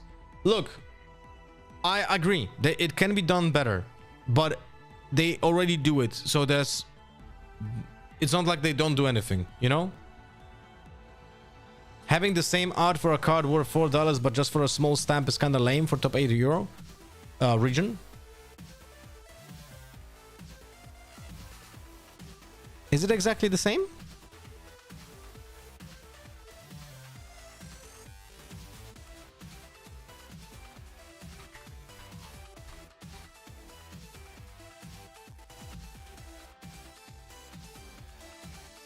Ah.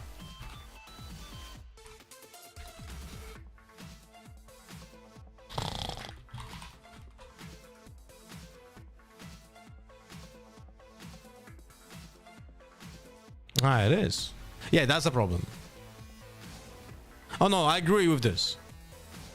I agree with you guys about this. Like, this is a problem. It should be...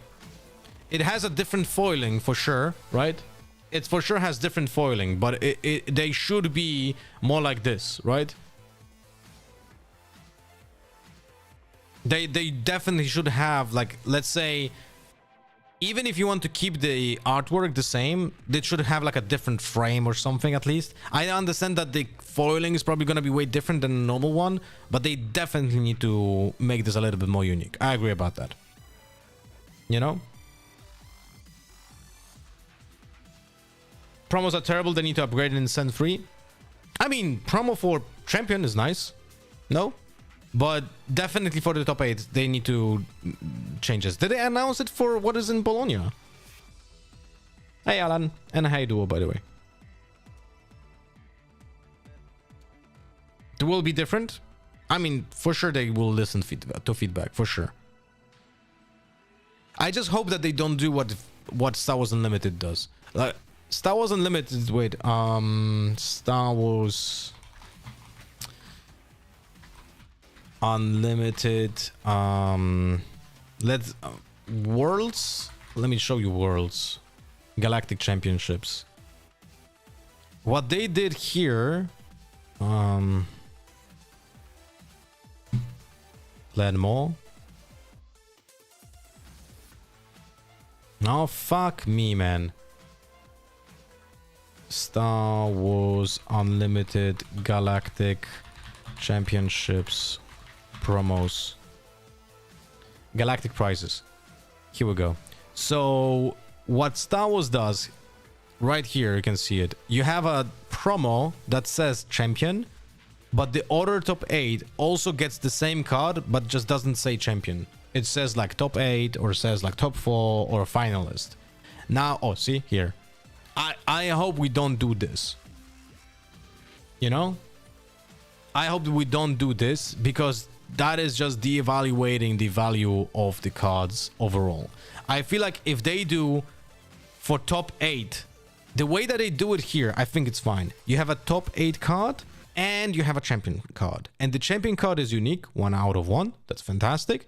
And then the top 8 should all be the same, right? But it should be a unique card as well. Just a different one than the champion card, and the champion should get the top 8 card as well. Right? If they do it this way, I think that solves all the problems.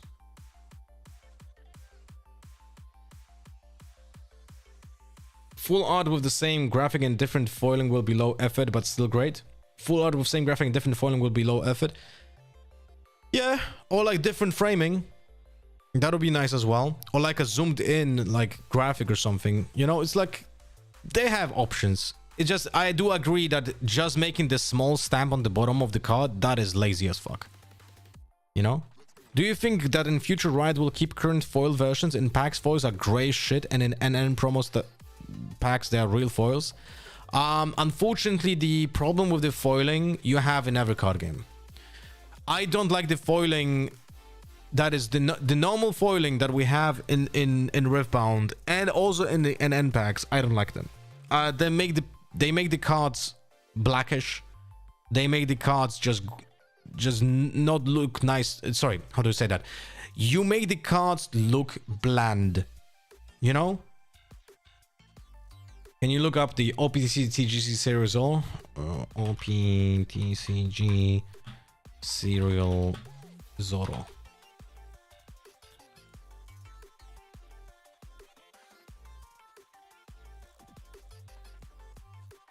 Is this it?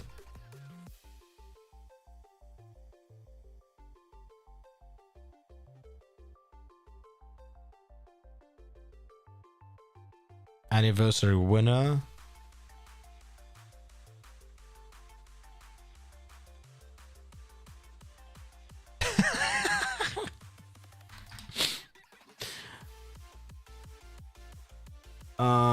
Is this one?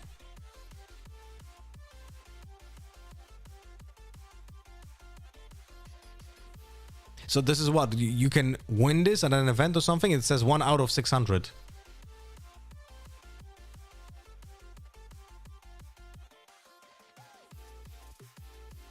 What the fuck is?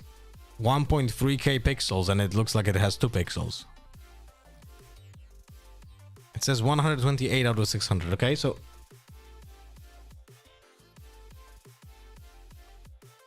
top 4 at an event, 15k USD minimum. You get this for top 4 at an event. So I think this might be a little bit of a hot take. I don't think you can just copy directly this stuff. You have to remember that there's a limited amount of people who will pay this. How many people do you think on the planet are there who are gonna be willing to pay $15,000 for a card that is 600 on the entire planet? To maintain that value, you would need to have that many people who are able to pay the price, which means that there will have to be that many collectors on the entire planet. I don't think that is possible with Riftbound, at least not now. I think One Piece has enough of a player base. Sorry, it's not a player base, collector base, because One Piece is a cult manga and anime that has a lot of collectors and they never had a card game before. And Riftbound has some similarities here, but you cannot just do directly copies of this. If those cards would be limited, yes, and serialized, but the amount of them would be like, I mean, we already have this actually, but not for top 4, for just winning the regionals. The regionals is 1 out of 1, it just doesn't say the number, right? And the top 8 is also 8 out of 8. They're not gonna get, I'm not sure if you guys understand this, but the cards that we have, where is it? Did I close it already? Anyway, the point is, the card from the Houston regionals, the Buccaneer Misfortune, is not gonna get most likely a reprint. It's gonna be 8 out of 8 for the entirety duration of Riftbound. Unfortunately, it's a shit looking card, but there's gonna be only 8 on the entire planet, right? So they might actually go up in value in the future just because of that. They just don't say the 8 out of 8, which kind of sucks, right? So I think presentation is a problem, but I think the value is gonna be there at some point. Alan, are you still in chat? Did you sell your top 8 cards? The Misfortune? I think it's a bit unfair. Only US gets a chance to get it too. Well, you could have gone to Vegas, no? We're gonna have cards in Bologna that will not be available anywhere else as well. I think that's how it works, right? So,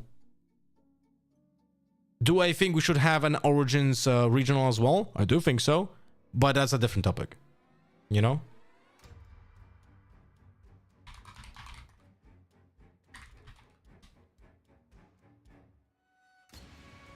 Bro, let me change the music, because Mundo is not it.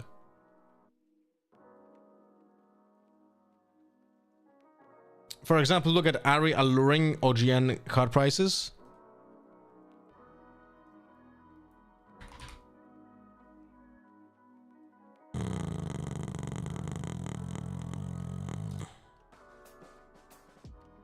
This is the one?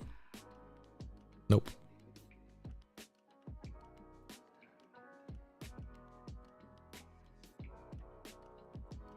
€80. Yeah, I don't think this card is worth that much. I'll be honest with you.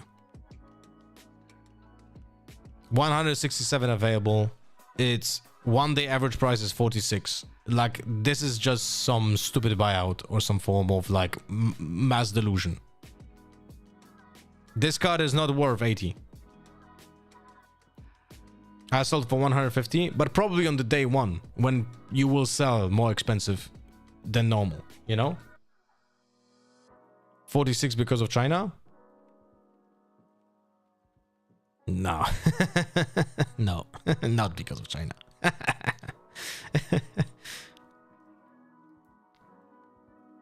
Look, I can tell you this. This card is only gonna go, if you have this card, you should be selling it now for €60. It's gonna go down. There's too many of them to stay at this price. That is just not a possibility. Like, this card is not being played. It's only a collective value, right? Let's compare it to Time Warp. Almost the same amount available, right? Playable card, 45 euros. Now let's say Kaisa. Wait, that's a showcase. 99 available, 70 euros. And by the way, Kaisa should go down in value once Spirit Forge gets released because you're gonna have direct competitors in its slot. So I suspect Kaisa is gonna go down to like 45 euros after Spirit Forge is gonna get released.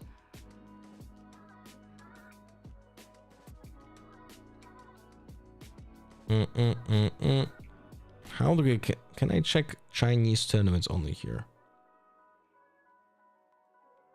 Events, locations. Here we go. China. I want to see... Does this say... Oh, that's national Okay, never mind. I was like, what is this year? No, I want to have newest. Spirit Forge. 105 players. December 20. That's from 3 days ago. 120 players. Now, this is gonna probably be like all best of ones. But I want to see what they're playing. 7 people. Daily training best of one. Alright, let's take a look at the first here. Draven being 50%, that's crazy, no? I have played 0 games of Spirit Forge yet. Actually, that's a lie. I played some games of Spirit Forge, but there's no way that Draven is gonna be better than Annie. The only reason for Draven to be better than Annie would be his signature spell. Is that enough to make him better than Annie?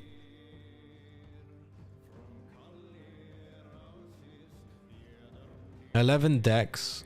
Where's Annie here? It seems like just China is just prejudice and they don't want to play Annie. What the fuck? There's one Annie out of 100 people. Like, what the fuck? There is something wrong with the Chinese metagame, man. There's just something wrong here. I'm having my copy and keeping my Jinx signed for years. Trust I'll go up. Well, it is a Jinx, so might just go up because of that, you know? Let's see. What is this Draven over here? Locations. Units can't be played here. Points. When you conquer, ready 2 rounds at the end of the turn. Plays 3 cleaves, 2 stack decks, 3 spinning axes. I mean, that's the reason to play Draven, no? Overzealous fan. Yep. Makes sense. Treasure hunter. Wait, what? Has 1 angle shot. It's a best of 1, of course, so we have to take into account. Fight or flight, rebuke, ride the wind, switcheroo, 1 Kaisa, 2 Dariuses, 3 Ferris Forerunners, and 2 Vex. I'm a big fan of Vexes, by the way. I think this card is fantastic.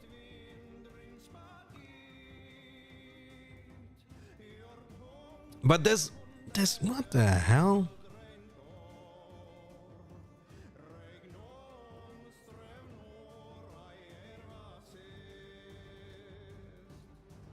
Bro, this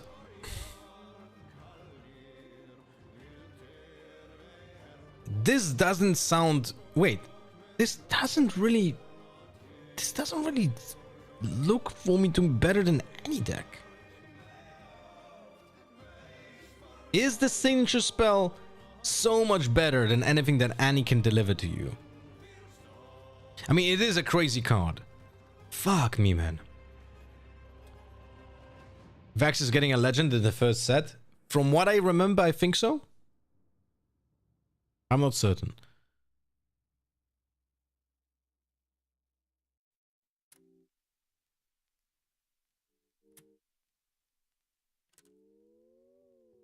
You guys already planning Melbourne? Damn, tickets first, no?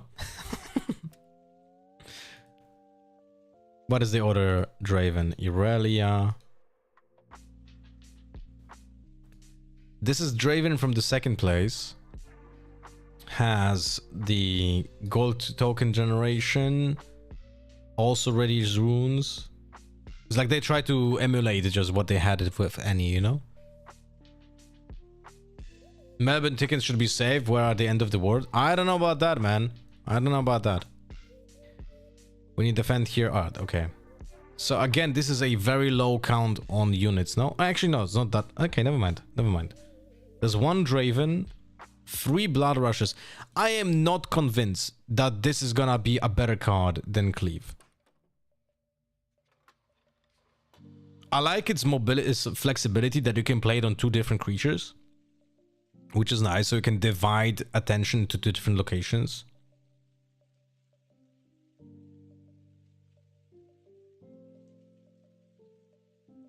They should be safe unless they make it smaller. The Australian event, we'll see. We'll see. Do we need a visa to go to Australia? I actually never was to Australia. Alan, Duo, you guys know?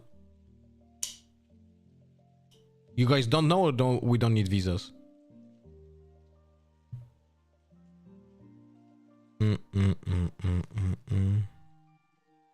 Game Jammer, Overzealous Fan, Treasure Hunter.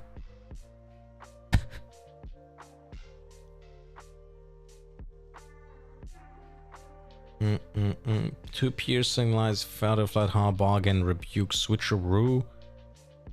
2 Long Swords, 2 Ezreals, 2 Dude. The number of 2-offs makes me uneasy in this deck.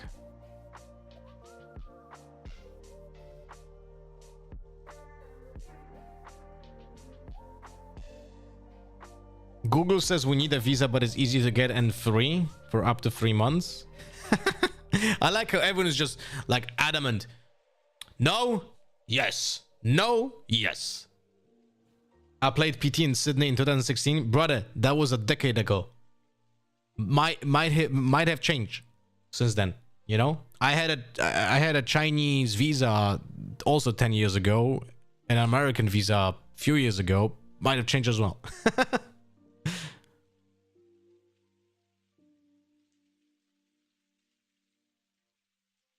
Yeah, there's no way this is justified to like play like those amount of split of creatures. Okay, let's see the Irelia.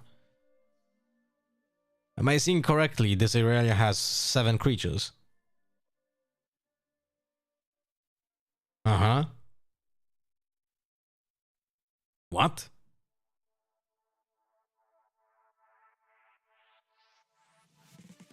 It's literally 7 creatures here. Dreaming Tree.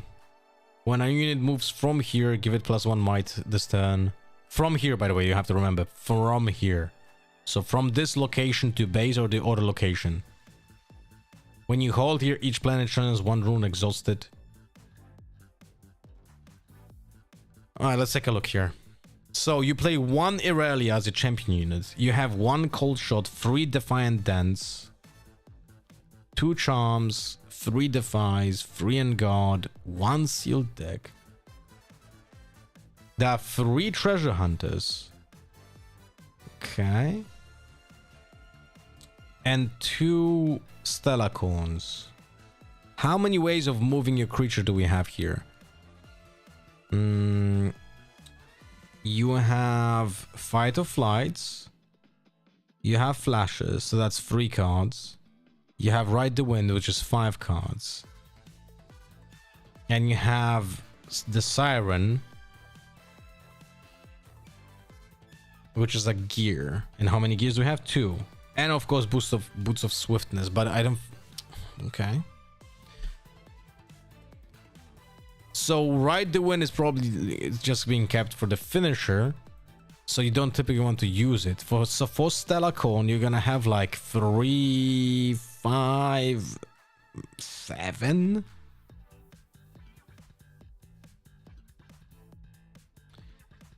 This deck just folds to Victor, no?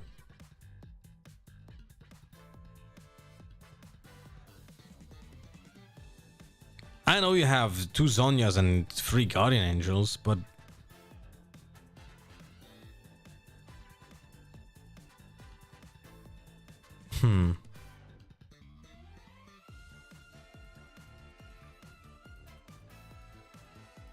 I don't like this.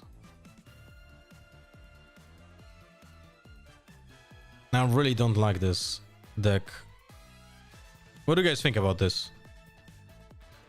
This kind of Irelia with very low unit count.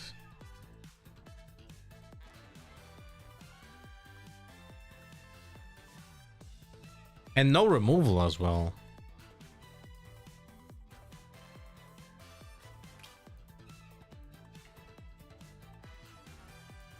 This deck looks like it loses to Draven 100% of the time. So I didn't... Sounds fun to play, but some matches are unplayable. I would love to see who did he play against, but I don't think there's a possibility. What a weird deck. There's another Draven. Wait. So this was the Irelia. This is another Draven. This one has more stacked decks, has one Blood Rush. It's more traditional when it comes to the creatures because it has Poros in it. And it has 9 2-drops. Now we have to remember this is still like best of one, right? Has one Fizz. Fizz is a phenomenal card, man.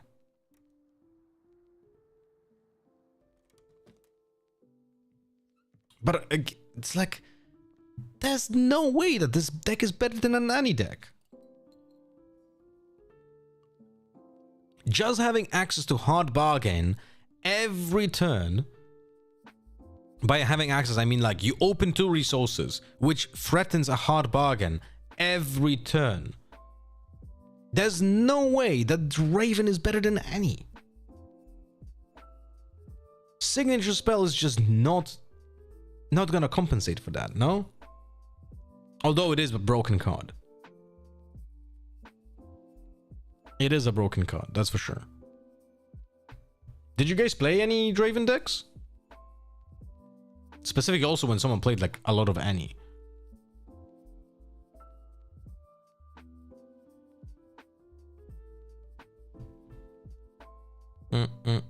It also feels like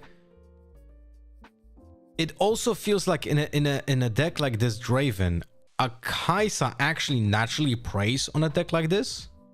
Even with the potential upgrade to Mites, which makes it harder to like remove creatures, but it just feels like a Kaisa deck wants to play against a deck like this. Counters aren't as good as in Riftbound as they are in MTG. I mean, obviously you cannot counterspell a unit, which is a big problem, right? And this one doesn't like all gear, but still, threatening a counterspell for your spell just because you play Annie is kind of a big, like, you know, big thing that you have to play around. I don't know. All right, let's check another one. What else do we have here? Mastery Vuju Bladesman. Now we have a Kaisa and we have a Kaisa. Let's check also this Annie that finished 15 and the set. And Lucian. Oh, that's gonna be interesting. Alright. Deck not found. Okay.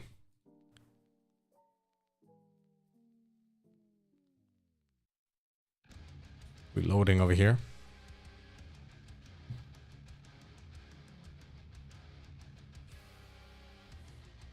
There was not a single... No, wait, there were Rek'Sais.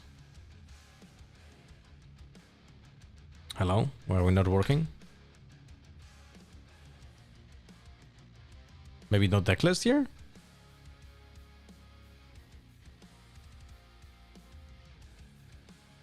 Well, that sucks.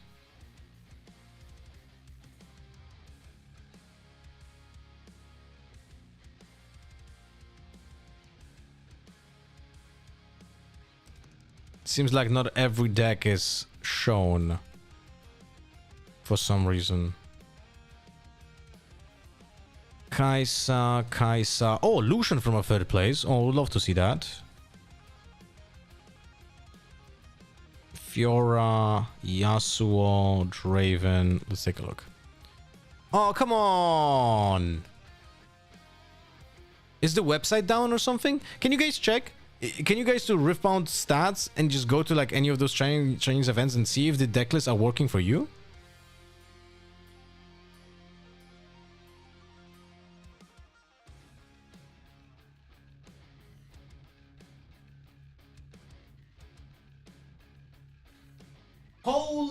shit, Shadow Dash 200 streak? That is insane.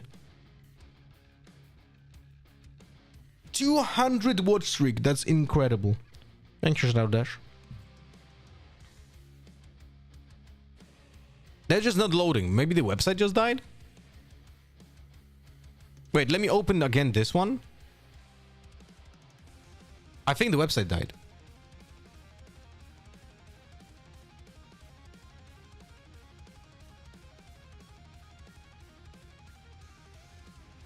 Frenix98, thank you much for the prime. Welcome to the lab.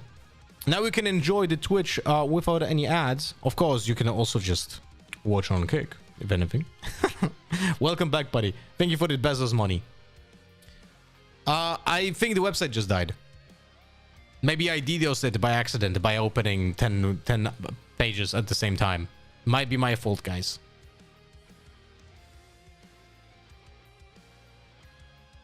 It might be my fault. Is there a different website that has the Chinese dex lists? Riftbound top 8. Do they have Chinese tournaments? Let's see.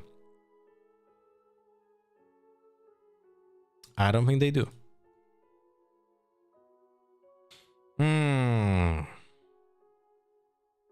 I don't think they do. Okay. Riftbound China events. Riftbound GG. Let's see if they have something. Oh, by God.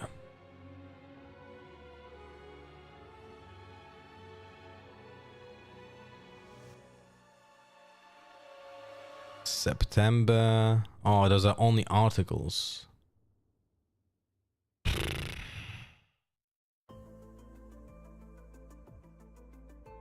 Yeah, okay, so they don't have like a collection of stats. Unless here? No. Okay, so this is not gonna be the website we're looking for. Did you start working again, maybe?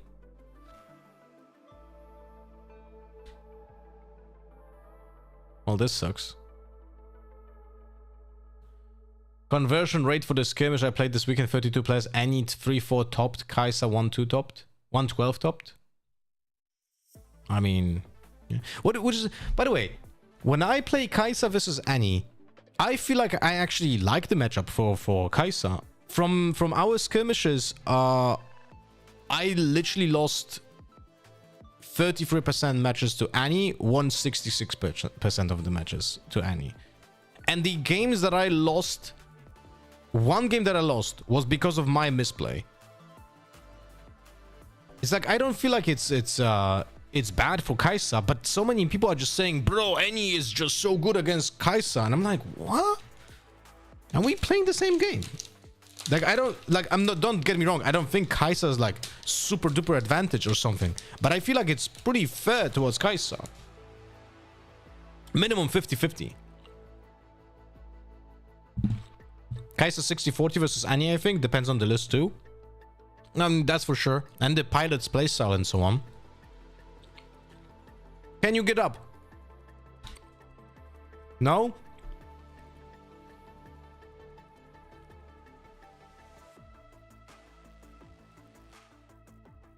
Oh! Guys, it got up. Okay. Wait, then I go back to this first event. I'll open it again. One moment. Let me go back. Events. China. Newest. Yeah, but this is definitely interesting deck list. I wanted to see... Oh, wait. This is the solution. Okay. Alright, okay, fuck it. Let's open the top 8 from this event. So Lucian has been the third place. Now that's gonna be interesting. Let's see. Battlefields. When you control this battlefield, you have the attached equipment you controlled. Okay. There's another gear equipment. And you have a mighty here. Okay. He plays the one that untaps himself.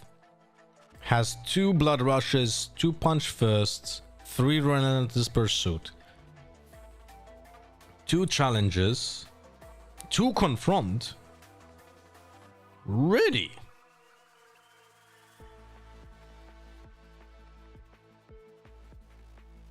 So why would you? Okay, so I'm gonna be asking like open questions. I'm gonna be asking open questions. Why would you run this instead of a set? And I know it's different colors, but it's to some degree similar playstyle.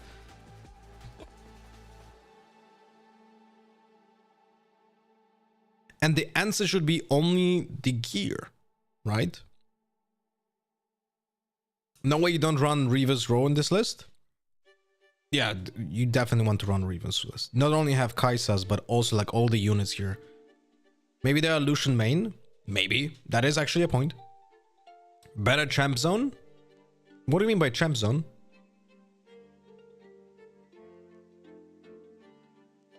You mean champion unit?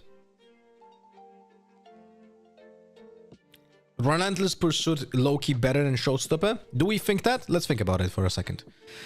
Move a friendly unit. You may attach an equipment with the same controller to it. This turn that unit has when I concur, you may move me to my base. It's more expensive. It doesn't give you a buff, but it gives you an equipment that you already have. Now, your equipment has to be on the board, right? It's right the window of color with upside.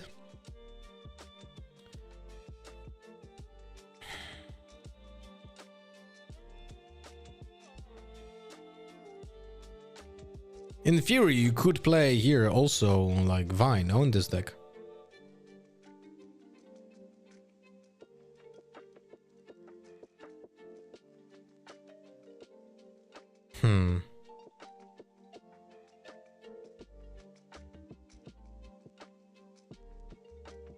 I mean, it's not exactly Ride the Wind. You cannot just compare it to Ride the Wind directly. It's different purpose, I would say.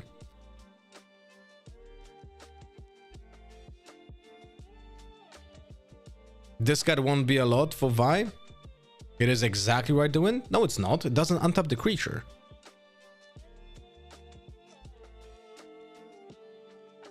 Like, it literally doesn't untap the creature.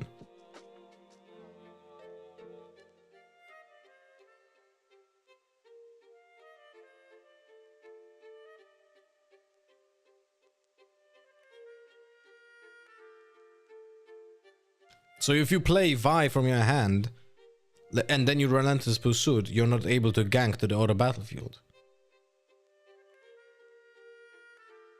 So you cannot compare it directly. It is a similar effect, but it's not exactly the same. The outcome and the goal of the card is different.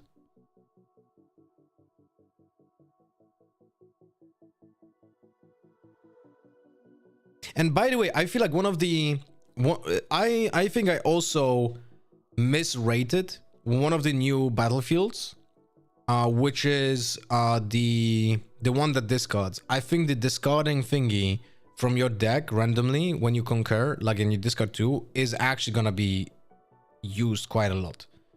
Like purple decks for Fizz, or yellow might also run that as well, or red in general as well, you know? You ran it with the Champ Zone Lucian. But again, this is not exactly the same as Ride the Wind. You cannot just say it's literally Ride the Wind. It's not exactly the same. Right? And also remember, Lucian doesn't have ganking. So you cannot compare it and say it's exactly the same, because it's not. It's a similar effect, but it is different.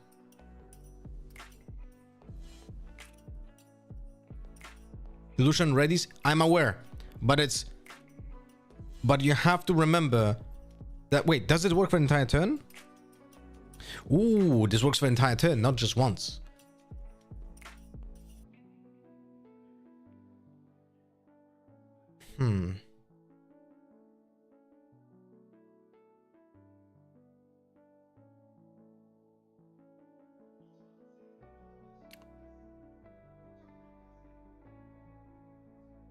I played versus this deck pretty much as set, and it lost to 2 challenges and Hidden Blade too fast. Might have been luck. I mean, in general, this deck doesn't like it is folding to removal, right?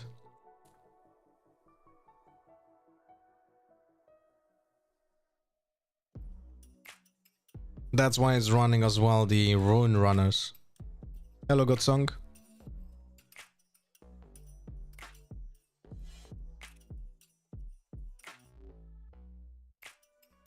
Bone Shiver is cool. I like it. You have like 0 removal apart from challenge as well. Man, the longer I feel like, the longer I think about the metagame in Spirit Forge, the more I think Kai'Sa will still be a great choice.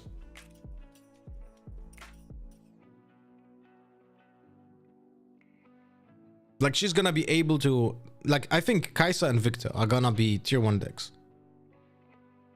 And Victor's gonna probably have like multiple different ways of building.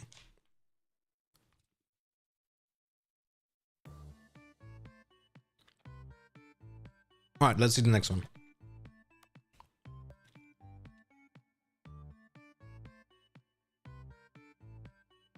Different music, please.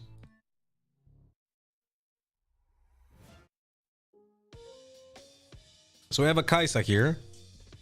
We have Zon Warren. Spellgate.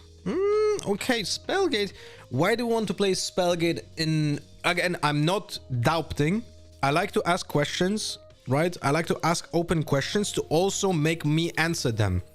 So sometimes I'm gonna ask a dumb question out loud to make me think about it. That's the way that I like to learn, right? Why would we like to play Voidgate? Does the +1 change so much math in an environment with equipment? That's gonna be an interesting question to solve because the breakpoints change so much, right? So maybe Voidgate actually changes so much that the breakpoint matters, you know? But it's weird that it plays Voidgate and it doesn't play Coffin Run.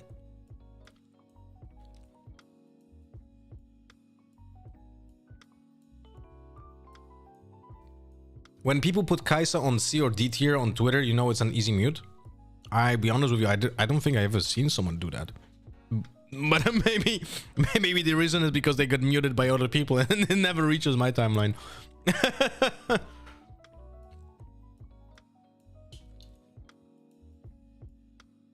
I'm really curious if Hook Darius isn't getting enough experimentation on Spirit Forge. I think the problem with the Hook is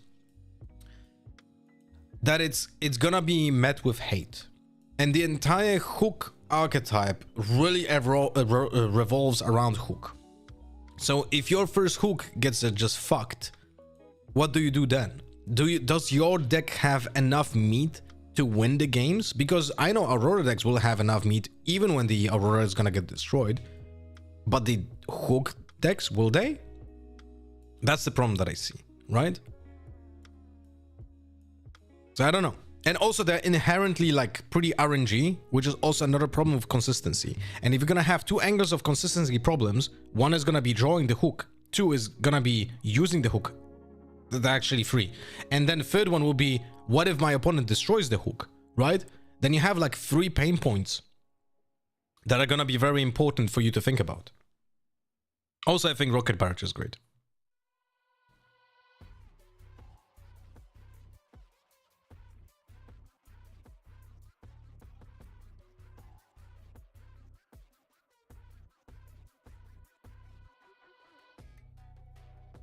And so is fucking Piercing Light. If I play Kai'Sa, do I play two Falling Stars, 2 Piercing Lights? That's another question you have to think about. Will the breakpoint to 4 matter? Like, how often will you have a situation on board where Piercing Light for 4 mana and 1 power, dealing 2 times 4 damage to units, is gonna make a difference, right? Wait, how can you actually choose the targets here? Deal 2 damage to a unit at a battlefield, then deal 2 up to 1 other unit. There's also the upside of Piercing Light. If I understand correctly, you can target 4 different creatures, right? So you can use it once and then you repeat, and you repeat the effect but choose different targets, right? So you're able to deal 4 times 2, or like 2 times 4, or like 1 times 4 and 2 times 2, right? So the flexibility of Piercing Light, I hope I'm right, by the way, about the fact that you can choose different targets. But I think the flexibility of Piercing Light is actually kind of insane. Can I show a list? A list of what, my friend? Hook might need to start running BF swords just to pump up everything to bombs. But then, fuck me, then you get yourself into even a bigger problem when it comes to equipment. No? Set list? Yeah, send it, man. You can send it, by the way, if you don't want to get timed out in the chat, you can send it on my Discord if you want. There's a Riftbound channel over here. You can just send it here if you want. I think good aggro players only have 1 unit on battlefield most of the times. I'm not sure how good this card is. Yeah, but that's actually decent, no? Because if they have, I mean, they need to have a unit on battlefield. That's one of the downsides which Falling Star doesn't have, right? But Piercing Light is able to deal with that unit on the battlefield and then deal with something in the base. Overall, if I will play Kai'Sa, I will probably try to play like 3 Falling Stars and 2 Piercing Lights. Or maybe force myself to play 3 Piercing Lights and 2 Falling Stars, or like 1 Falling Star, and just see how good Piercing Light is really in practice, and then see what's going on.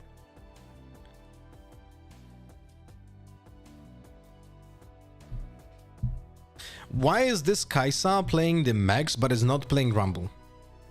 That is the biggest question that I have here. What the fuck?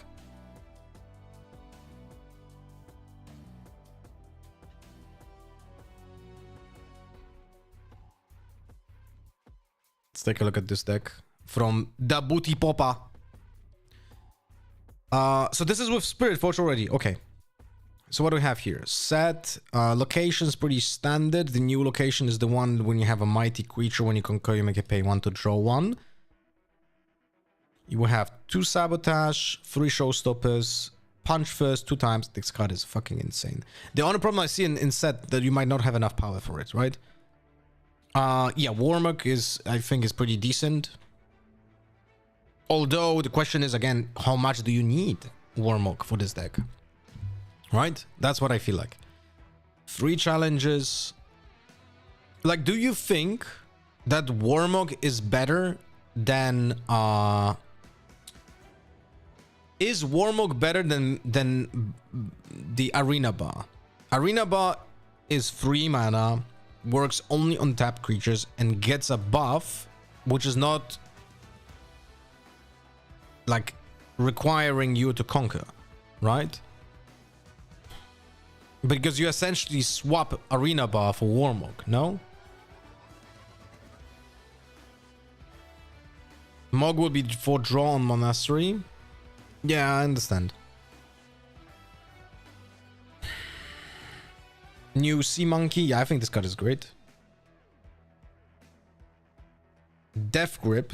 I'm a big fan of this card, but I don't know if it's gonna be already playable here.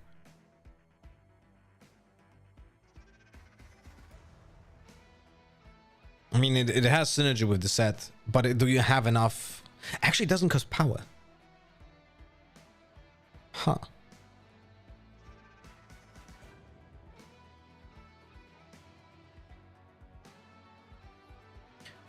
Don't you feel like you're like a little bit low on creatures?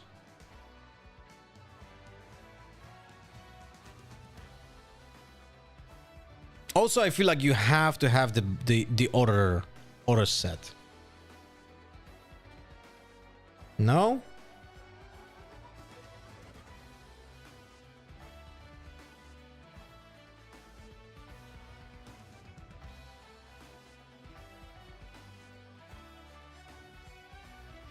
That's your list? I don't know. Booty Papa sent it. It says Booty Papa.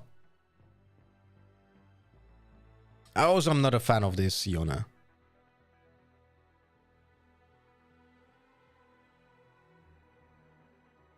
Yeah. It just feels like... Hello, Russell Me. How are we doing, buddy?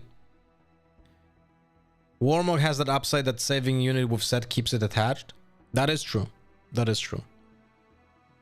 Yona Showstopper is nuts. But it only affects base, no? Yeah. I'm not saying it's bad, by the way, by any chance. Like, in this game, you have to test and practice. The only worry that I have here is that the deck looks inconsistent when it comes to the draws. And also, can you tell me why do you not play completely the other set? Not the brawler, the boss, right? The Kingpin. I feel like he's still gonna be good, no?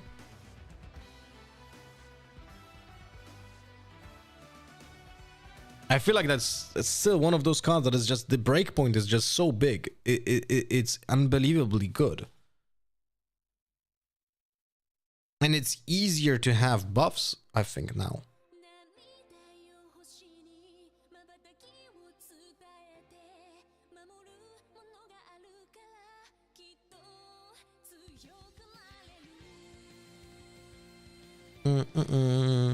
Action is great. You gotta build play for Kingpin, want to test other things first? Okay, that makes sense. Hello Brazen, how you doing? Not a fan of 3 death grips though. I feel like this, I understand that you might just want to test it, this is why you have it in 3. But I feel like death grips might be too many of them, right?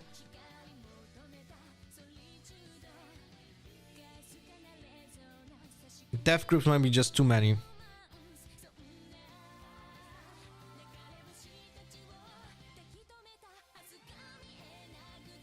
And probably action not in main. Although maybe. Brazen with the 11 months. With the tier 3 as well. We're close to being a year together. That's crazy. Am I longer with relationship with you than you are with your girlfriend? Welcome back, Brazen. And a happy holidays to you too. Not to you too, because you didn't send me. But I'm telling you, happy holidays. They're way better than you suspect. Oh no, I look, if you go to my YouTube channel, I'll show you something. YouTube, Lorijas, Riftbound. Alright, my SEO is not great.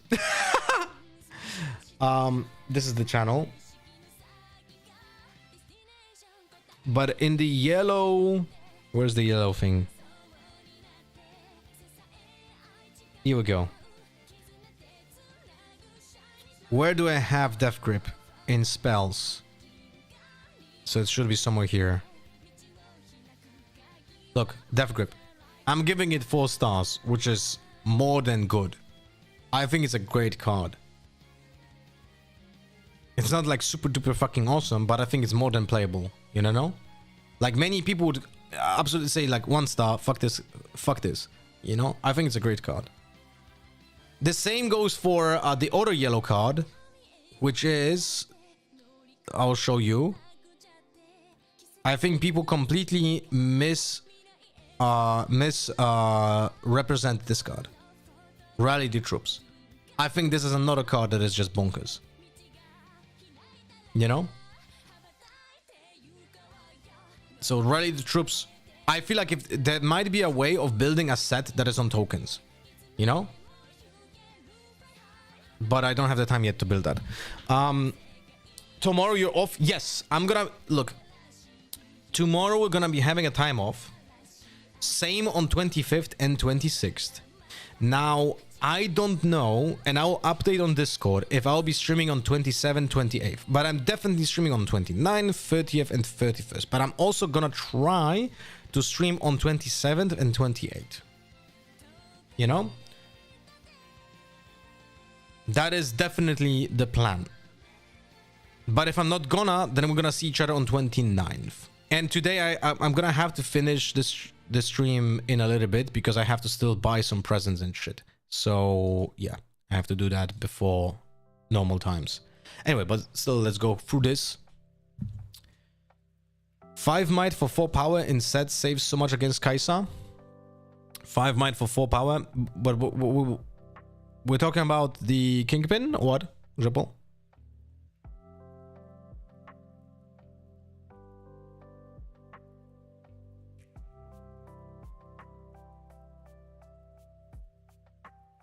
All right, what do we have here? We had discussion about this Kai'Sa.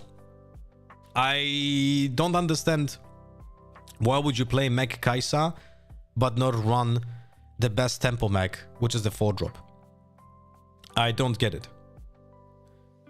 That has to be different. Like if you run a mech Kai'Sa, you need to have the red rumble.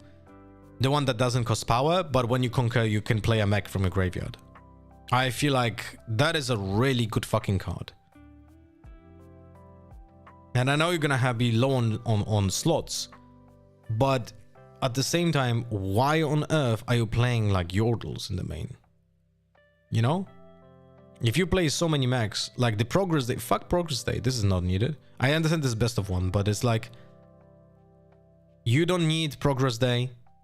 You don't need the Yordles. If you play the max over here, you can play also the 4-drops. I would literally just cut those 3 for 2 rumbles and then add like another 1-drop. I mean 2-drop. It's crazy stuff. Anyway, next one. We have another Kai'Sa.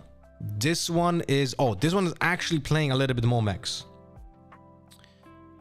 It's an interesting angle that I definitely would like to test out if it's gonna be good or not. So we have 3 Cleaves, 3 Hexex Rays, 3 Stupefy, 2 Game Jammer, 3 Forecaster, 3 Plundering Poro, no Students, which I think it's fine by the way, because the Students are not that great. So we like 8 2-drops, 3 Falling Stars, 3 Piercing Lights. Sheesh! Guy went hard on fucking removal. Holy moly. 2 long swords. Okay. But only 1 rumble. But it is an interesting deck. I feel like... I don't know. Like, longsword is a little bit expensive.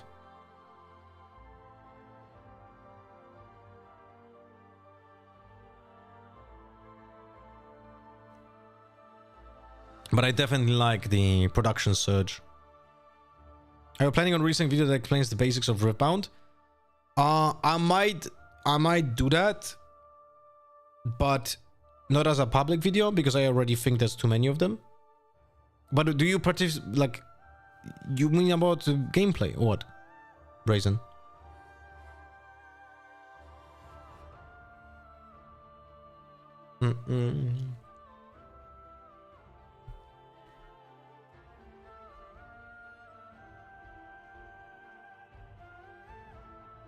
This just 1-to-1 replaces the Noxuses.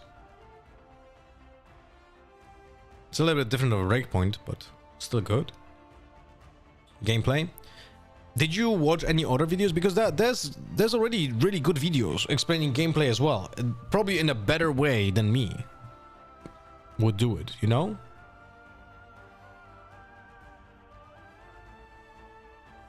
I kind of like this Kai'Sa, by the way. Not fully, but I kind of like it.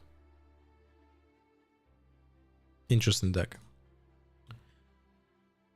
Then we have here another... Oh my god, okay, I'm not gonna... Oh my god. What the hell?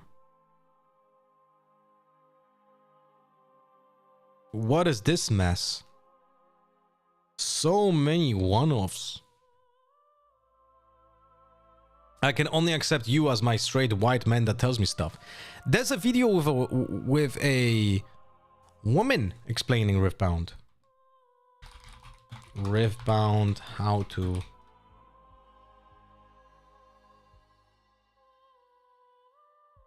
See? Is this not appealing to you?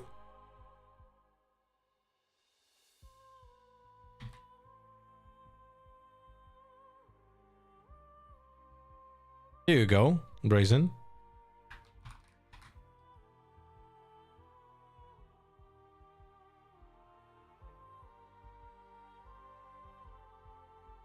See? And she's gonna explain the basics as well.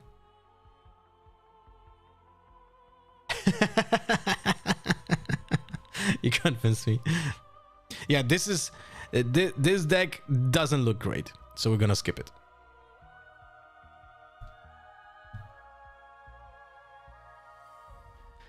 What do I have here? A Draven with Reaver's Row. So that's an upside. Wait, my wife is writing something.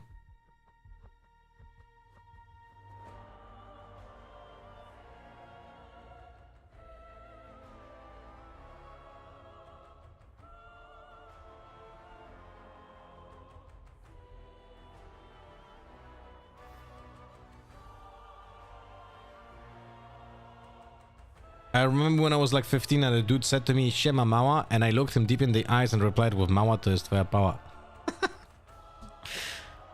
Alright, so, great stuff. This Draven, very similar to the other ones, but has Reaver's Roll, and it's suddenly instantly better. Has 3 Blood Rushes. How... Dude, this is such an interesting card. How often will the Blood Rush be better than Cleave? And how much will it be worse? Because if you play it for Darius, having 9 or 10, will it matter? Let me think about it. How often will it matter to have 9 on Darius instead of 10? Against a... In most cases, it should actually not matter that much. It would matter against Yi, I guess, because the 8 drops, you cannot defeat them. Because they become 10 drops. Okay. But Yi is probably still going to be played.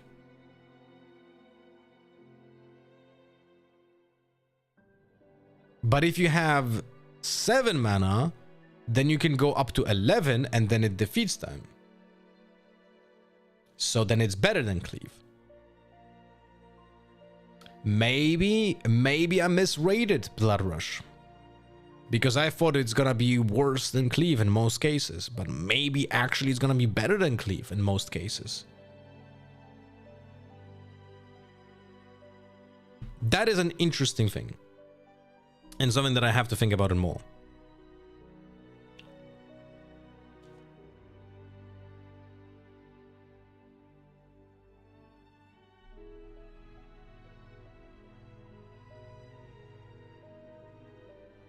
Okay. Next one. What do we have here? Oh, Fiora. Okay, first build of Fiora that we see. We have... as a chosen champion, he picks the one that becomes mighty and you can ready. Plays 3 basic Fioras. Okay, if he plays 3 basic Fioras, that means he has to have ways to buffing it. Like, not just by equipment, essentially.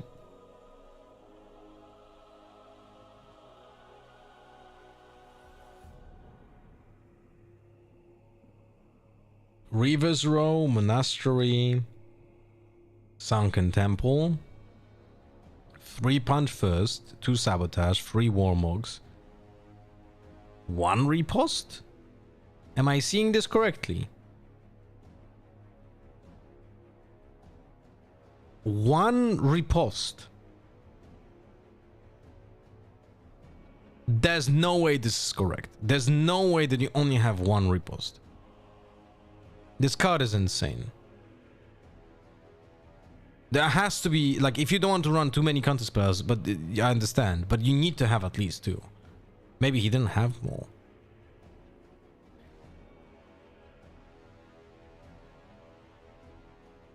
Yeah, that's literally what I said as well in Tog.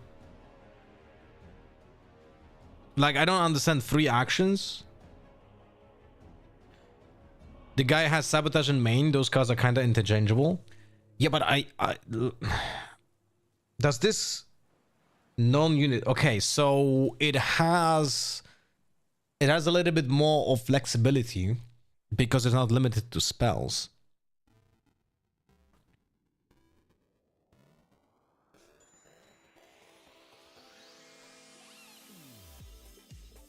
Let me think. This is one of the worst... by the way, this is one of the worst wordings I have ever read in any card game. How the fuck do I understand this? Death Knell, if I was mighty, draw 2. If I was mighty, what? Last turn? This turn? What if I had been mighty at the beginning of the turn, but I'm not? Does that count? Do I have? Is it counting right now in that moment? Like, what the fuck? When it died, I guess? Yeah, but it shouldn't be, I guess. You should be like reading the card, explains the card exactly how it works. But unfortunately, that's not the case with Riftbound. I feel like I'm playing Hearthstone again. It's like, I'm gonna drop this dragon and it creates a dream. The fuck is a dream? You know, not many of you played Hearthstone when it was first released in 2013, but I can tell you when the game was released, right? What was the dragon that created dreams? Can't remember the name of the dragon, but anyway, the dragon was creating Ysera. Yeah, thank you. Ysera was creating a dream card at the end of every turn. And when we started playing the game, there was literally no way of knowing how many different dream cards are there.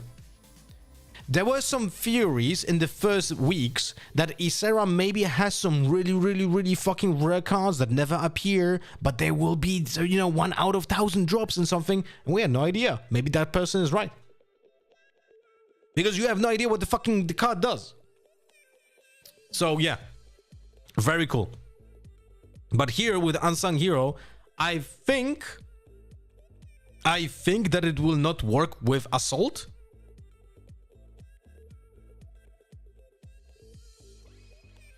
I don't know.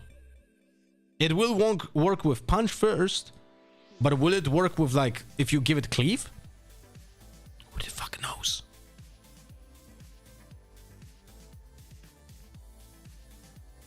Doran's Blade doesn't make it mighty. It won't? Yeah, that's what I'm thinking as well. That it's the Death Knell, it's after cleanup, so Assault is already gone. Right? Yeah.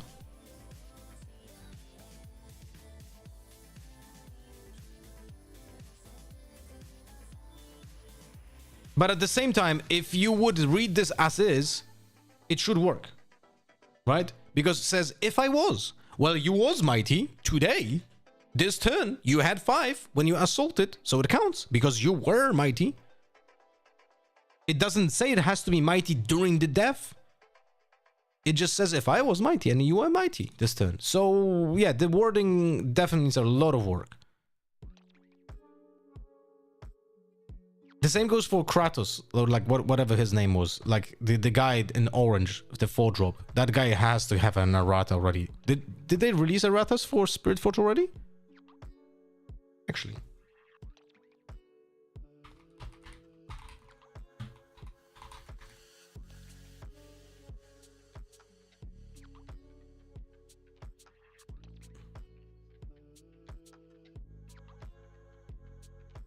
I don't think they did, no?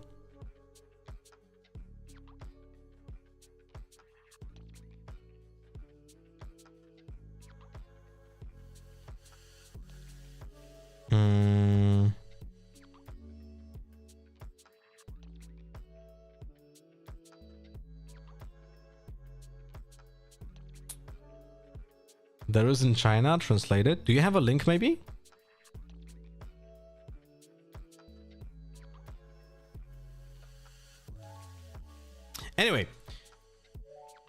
Not a fan of this Fiora. I feel like 3 actions is definitely too much.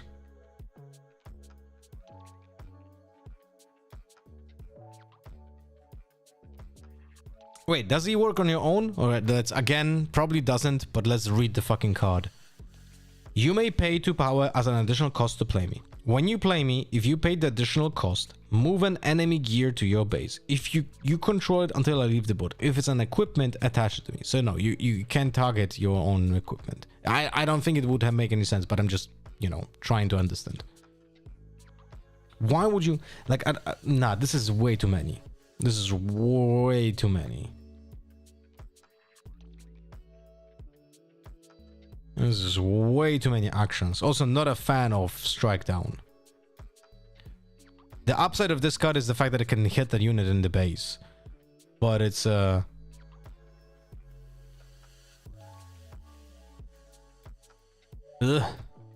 choose an equipped friendly unit. It deals damage equal to its might to an enemy unit. Then detach an equipment from it. So ideally you want to use that with a, like, you go Doran's Blade, Lucian, and then next turn you play Strike Down. But then you have to equip Doran's Blade again. I don't know. Half of the rules are so fucking stupid. The mess with Kog'Maw is a perfect example of this. I actually don't even know what was happening with Kog'Maw. It's a 4-mana Poro at the base. Who? Kog'Maw? I know it's kind of random, but do we have an info on the tickets for Bologna? Will they be able to for purchase again? Oh no, they're gone. If you didn't try buying them at, or you tried and failed buying them at on Friday, was it Friday? On Friday, then it's fucked. You know, it's like you needed to put in yourself at waitlist on Friday. You were not able to buy them. Right now, they're gone. You know?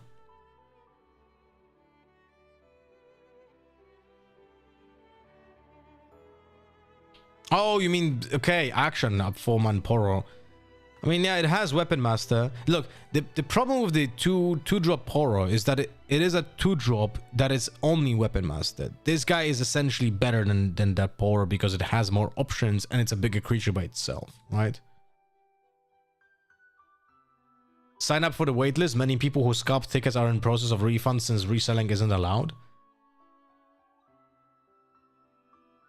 Can you still sign up for the waitlist? If you can, you should. If that's a possibility, then you should listen to Pleb Leader over here and do that. That's for sure.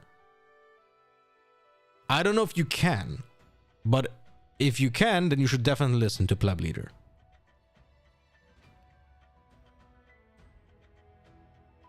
And by the way, Set Brawler is one of the best cards for Fiora ever to exist.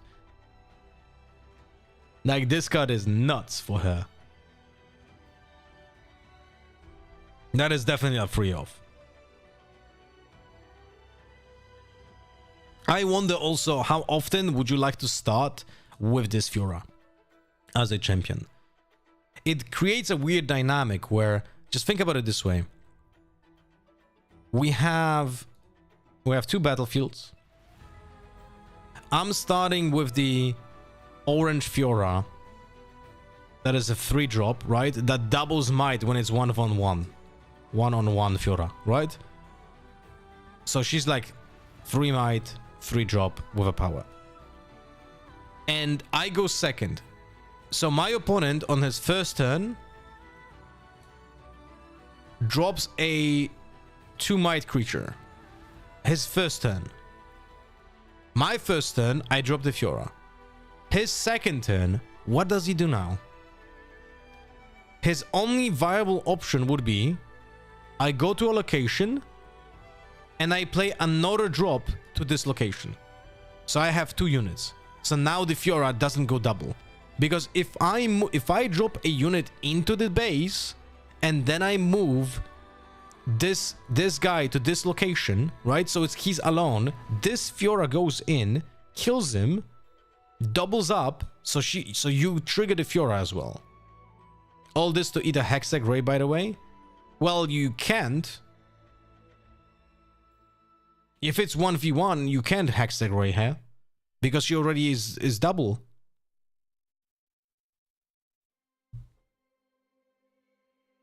You know? Hello? Turn off this. Thank you. Because you cannot answer with a hextech ray to when I attack or defend.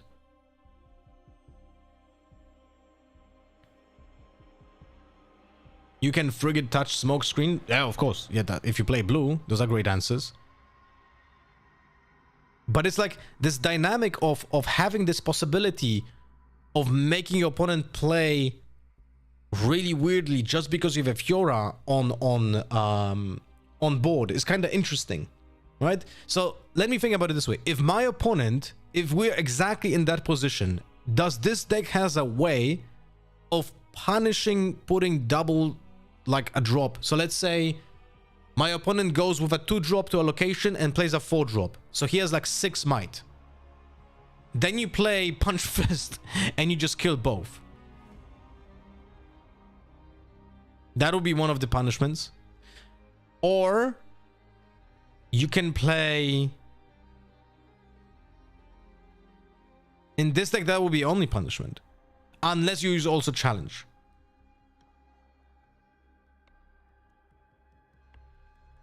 Then you have to use the challenge on a 2-drop.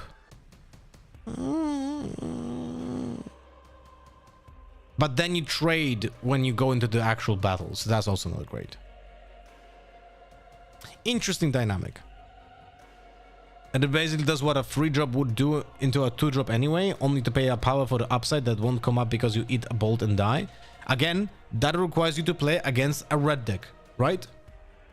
Like if you play against a red-blue, you definitely don't want to do that. Right? But I'm thinking like against other decks that might not have the same tools that a red-blue deck might have, is that play good enough to make your opponent think like, oh shit, right?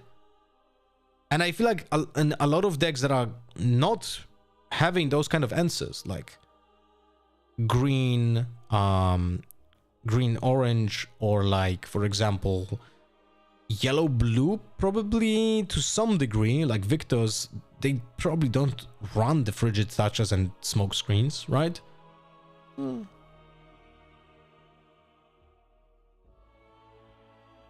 There's no window to play Ray before double resolves. I think he meant when she wins the fight and then she's on the battlefield. You know, like after that fight.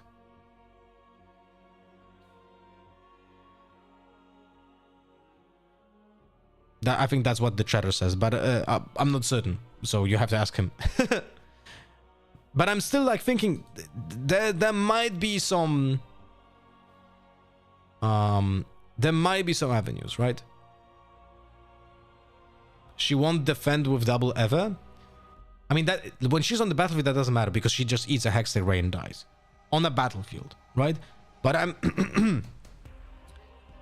but it makes your opponent play completely weirdly just because you have a Fiora. I think there are legs to her, you know? I think there are legs to her because she requires specific actions that you can then try to abuse. Like, you have to move with 2 units, okay? Well, you probably wouldn't want to play 2 units into her, you know? Into a free drop. How often would you want to do that? Probably not that often. Alright, Yasuo. What do we have here?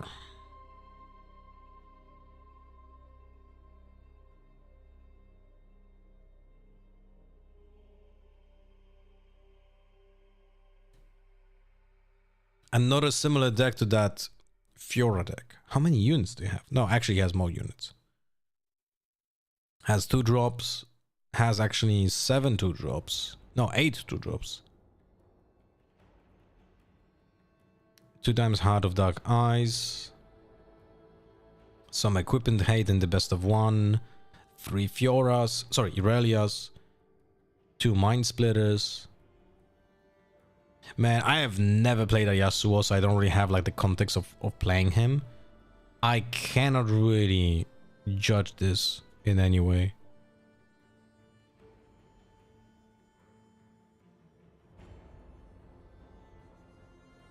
But it's weird that he's not playing...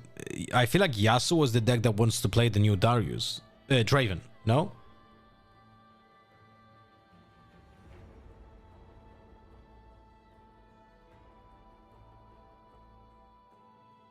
Probably. Maybe he didn't have it. I don't know. All right. Then we have this, the Raven. 3 times angle shot.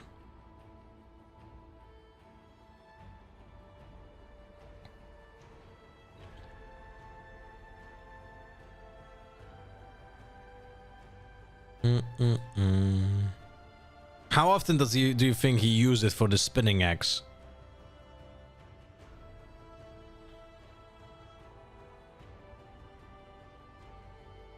I mean, it's a best of 1. I think in a best of 3 you wouldn't play angle shot in the main. Because in best of 1 you kinda want to have something against equipment, and angle shot to some degree answers your opponent, and if he doesn't have equipment then you can use it for yourself.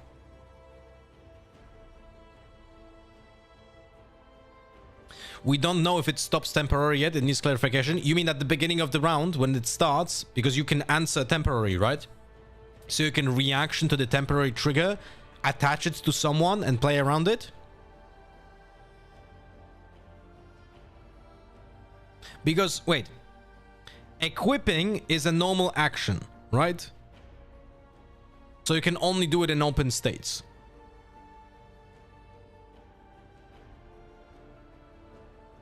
Yeah, it's interesting. If you can answer to the temporary trigger, then maybe it actually deserves a spot in main for the Ravens. I don't know. It's a cantrip. If it would have cost 1 mana, I would definitely find the place. But with 2, I don't know.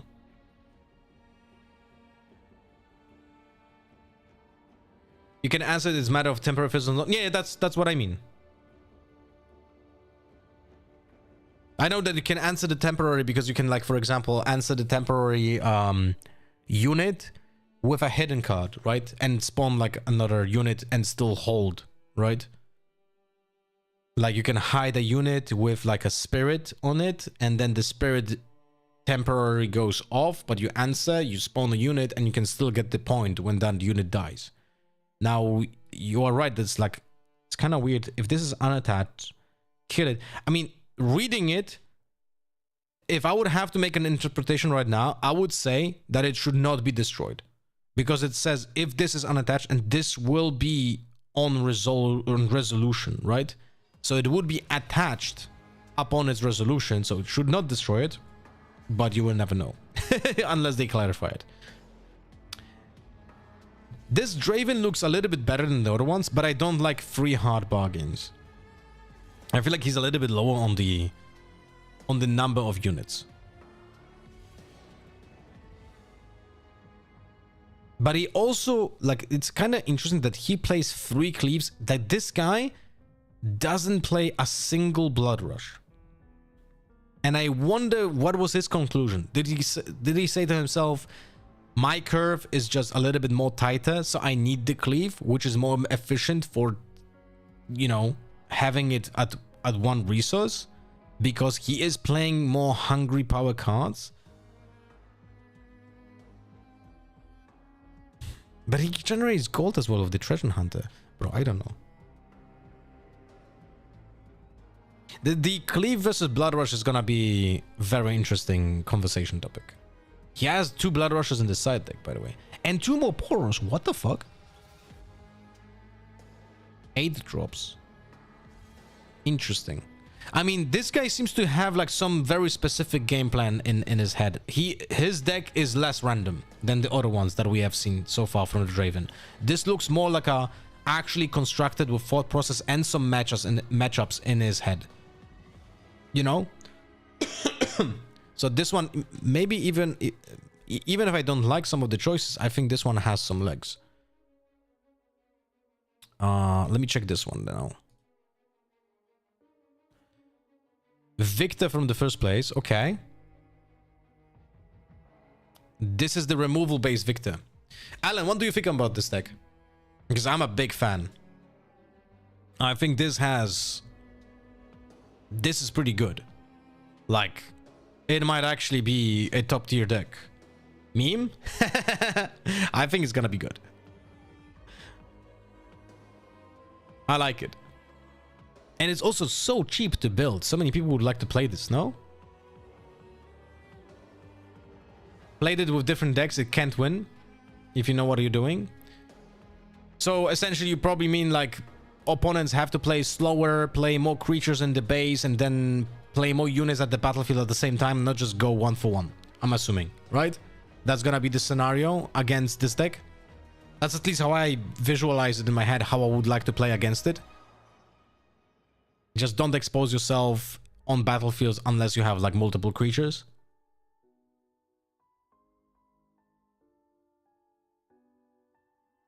Half of the decks are on hard bargain. That's also true. But I think it's gonna be a meta choice because this deck is actually so cheap to build. So many people just run it because it's an easy competitive deck to play. Sorry, to build. Not to play, but to build.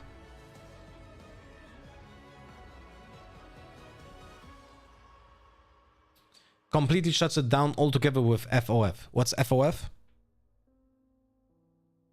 Fight or flight. Okay.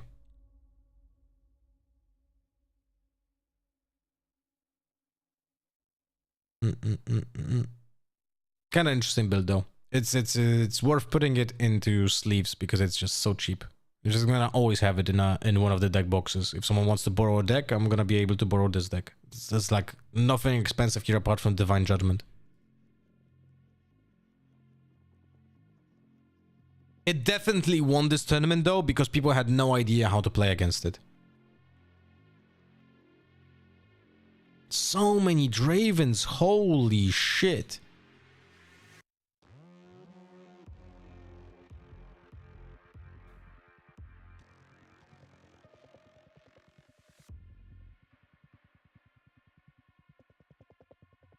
Another Draven, this time with 3 cold shots.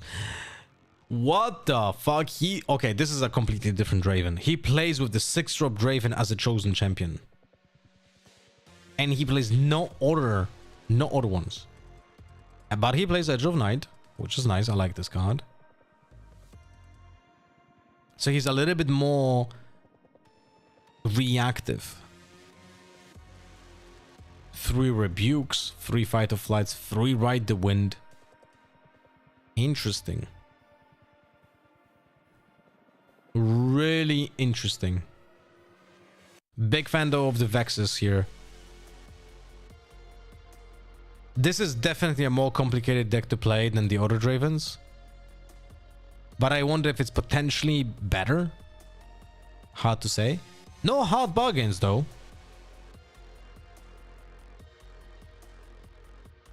That is pretty weird.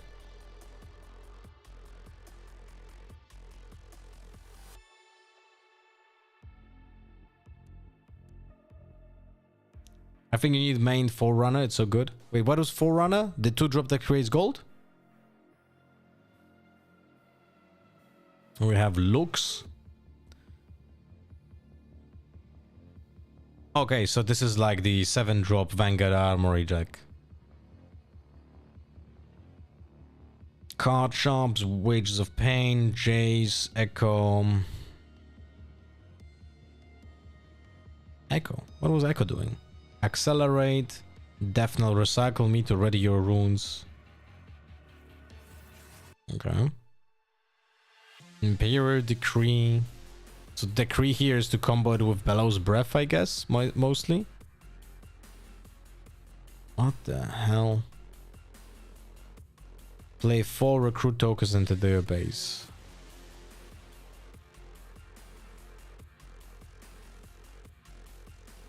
Okay.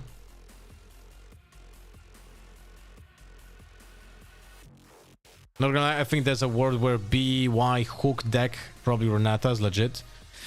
I don't think in the upcoming metagame. In the future, maybe, like far future, when equipment gets a little bit less prevalent, but in current metagame where people should be readying themselves against equipment, might not be the case. Another 6-drop Draven deck.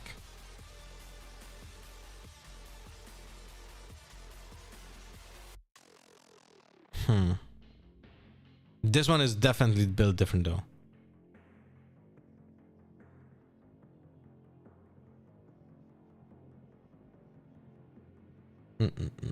You can spin Echo into Watcher. What? He's a 5. How do you do that? In War Camp? Oh, come on. Oh, that is so many puzzles to like. Oh, we need Hook. We need Echo. Then we need this one specific battlefield, and we have to live in that specific battlefield, and then use the beta hook. That is so many puzzle pieces that need to fit. It doesn't sound reasonable, you know?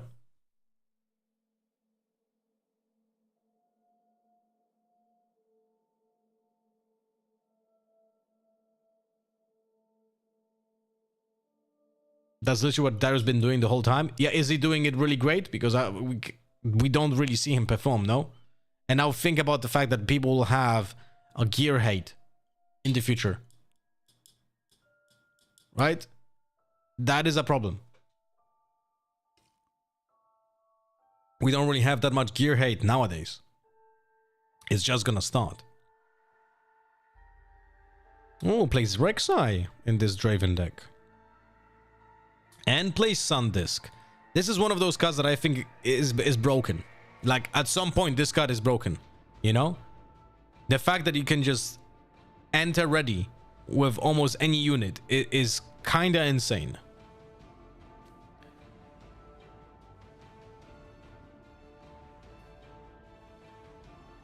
I like the Sundisk.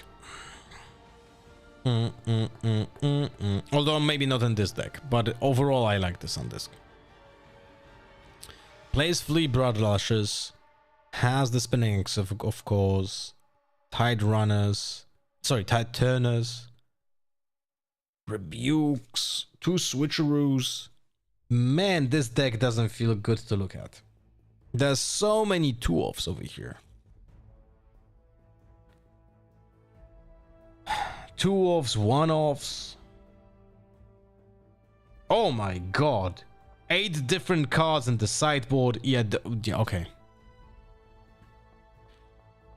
Now we have a Kaisa here with Premonition. Oh, okay, so if I might be biased, but when I look at a Kaisa deck that has Premonition in it, I already know that this deck probably is not good. I don't think this deck ever needs Premonition.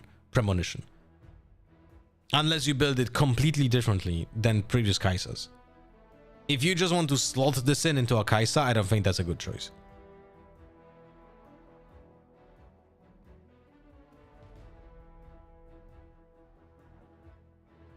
Two Bellows Breath. Why?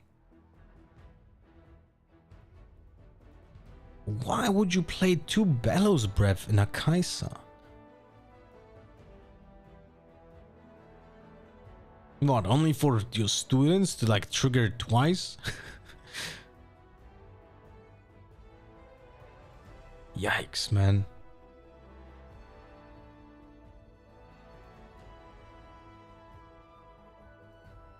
Yeah, I don't like this one.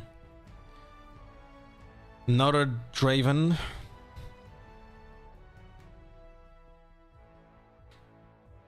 Bro. People play Bryn here. This is like the 3rd time we see a Draven with it.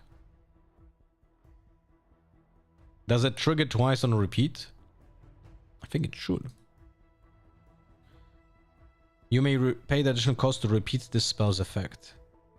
Actually, no. No, actually, it probably doesn't trigger the student twice. Because it just says repeat the spell's effect. It doesn't say you play it twice. So, yeah, probably doesn't trigger on the student.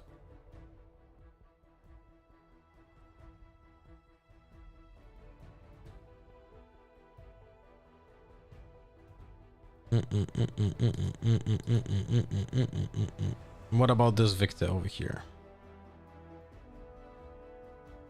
Seal of Unity, Bellows Breath.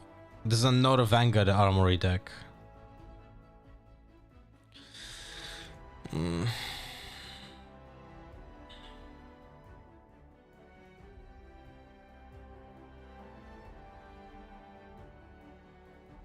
not sure I'm liking this.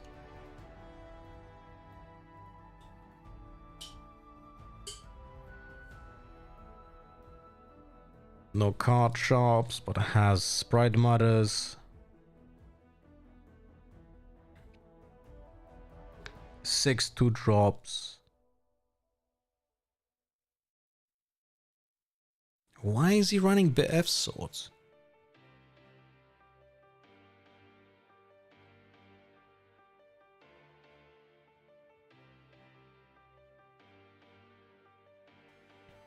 That's what I don't understand. You're playing a deck that is like focused on gear, right? Because you have the Vanguard Armory. This is like one of your win conditions.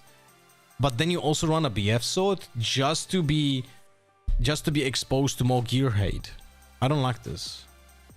I'll target to cheat with Jace.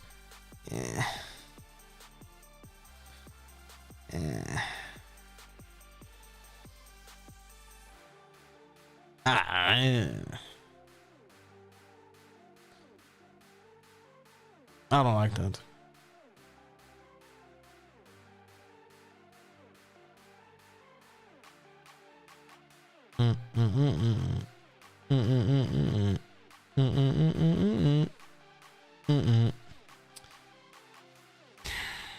But maybe it's needed. Maybe it's needed because you need to have something with the Jace, otherwise he's just a 2-card combo that you're not gonna draw a lot of times. I don't know if it's the... I'll be honest with you, I was pretty high on Jace in general, but now when I think a little bit about it more, I feel like he's actually not that great. And at least in current environment, like there needs to be more good targets for it, and I don't think BF Sword is good enough target.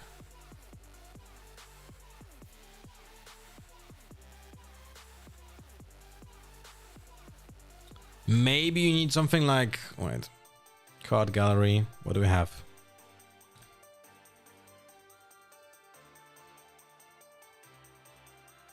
Gear.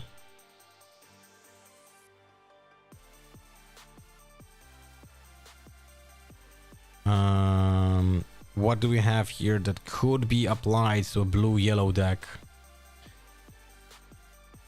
Is there anything else we would like to play?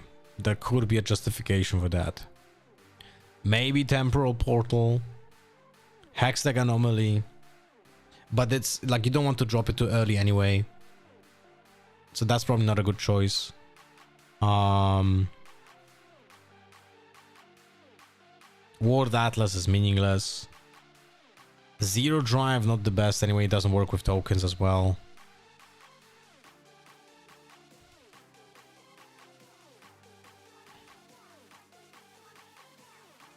And Blade of Ruined King is way too expensive. And you have to get like a Death Knell deck to actually make it work. Maybe Altar of Memories, but it's only 2 cost. So it's like you exchange your gold token for a 2 cost card. And then it doesn't really have like an incredible impact on the game anyway. Yeah, I feel like Jace decks are probably not a good choice right now. Right? Because they're like super casino guys. But if in the future we get one more gear that you can play a free of that will have like some big impact on the game in a similar fashion to the Vanguard Armory, then this might make Jace more legit. Sorry for the yawn. But I feel like right now Jace is not the best choice. And I feel like you probably are limiting your deck very, very highly if you have this. This would be maybe an option for a sideboard deck, you know? It's like, what if you just play those 6 cards in your sideboard, you know?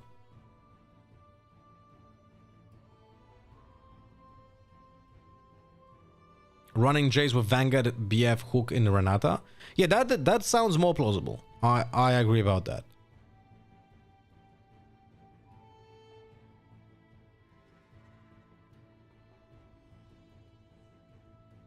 But wait, let me think about it a little bit. So you play Renata with Hook and Vanguard Armory. Why would you? Do you think Renata is just so much more important than you would not play just Victor this? I mean, Victor has worse signature spell, that's for sure. But Renata overall...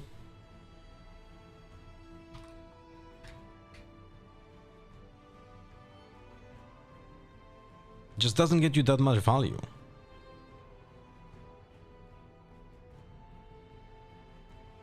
Like, she has basically no... like, in the early game, she has no effect. And you only get an effect once you're closer to winning. So, like, I feel like if you want to play a deck that is Baited Hook, Jace, Vanguard Armory, maybe it's just better to play a Victor.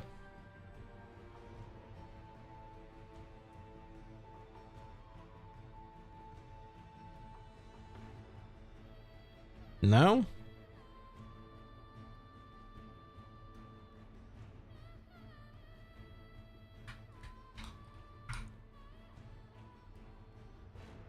So expensive. Energy and yellow.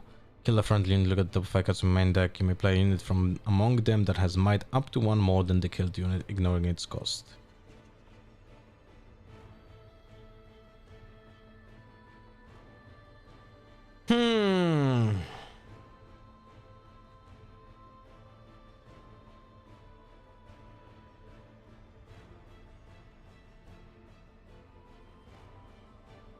I don't know.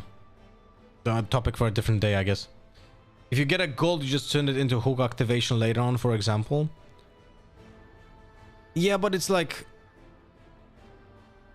you have the Honest Broken Plundering Poro already. Those are much easier to trigger than the Renata. They will probably never trigger it with Renata anyway.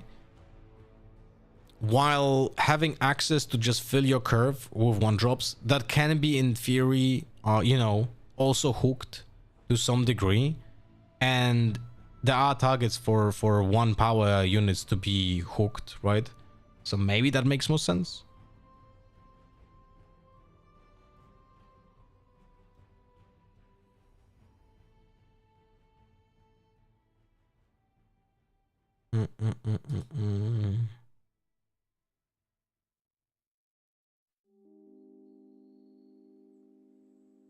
In theory, you can make a... wait, does it work this way? Let's say we're going in first. I'm putting it hook on turn 1. Then turn 2, we play Sprite Mother, right? Or anything that has free power. Anything that has free power. In this particular deck, it will not be anything specific. But we play... let's say we play Sprite Mother. We cost power 1. We play the token. The token goes on the battlefield, gets a point, and then we can use the baited hook on the token, play the Jace that we have on the top of the deck, and then Jace goes in, sacrifices hook, and puts in a Vanguard Armory.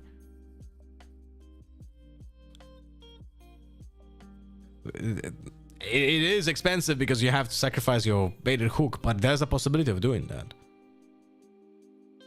Kind of silly.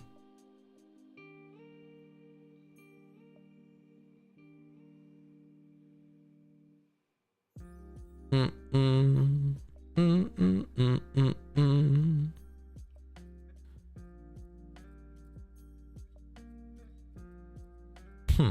have to think about it more. You gotta generate gold for a man, otherwise you get blown up by 1 gear height. I mean, you're gonna be blown up by gear height anyway. Like, the problem is that all the red decks are gonna be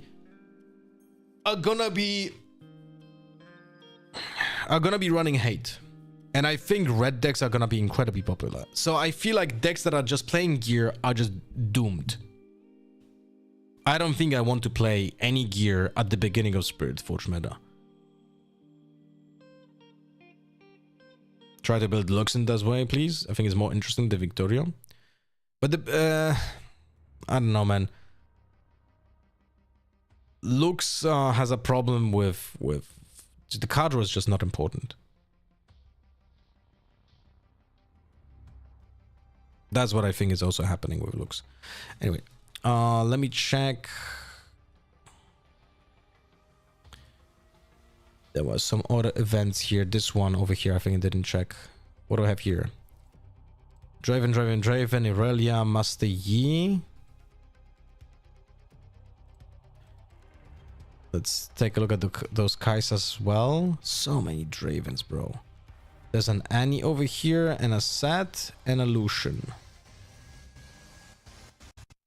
Master Yi gets a punch first, and Sea Monkey, and Akshan, Navori Scouts, Trinity Force, no Dead Blooms.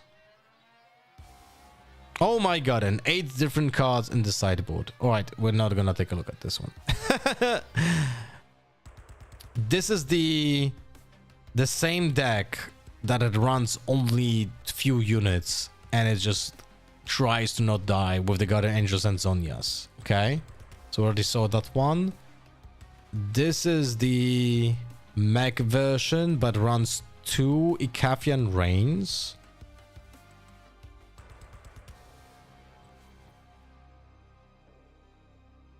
Has against the odd 3 times in the sideboard. What is this against for? What, you fear Victors or something? You already are good into Victor. You have Piercing Lights, Ikafian Reigns, and Falling Stars. Why are you having this in your sideboard? That is really weird. I don't understand this sideboard deck here. Thank you for the follow, by the way, Revi and Kyle. What else do we have here?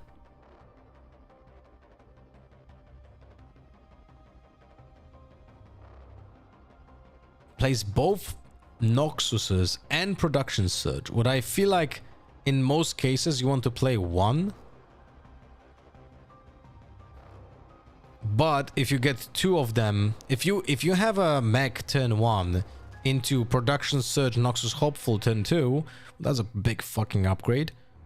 But it requires you to have one of the 6 mechs. If there would be another mech that is a 2-drop, by the way, like a playable 2-drop mech, there's none currently, right? Yeah, there's only those 2.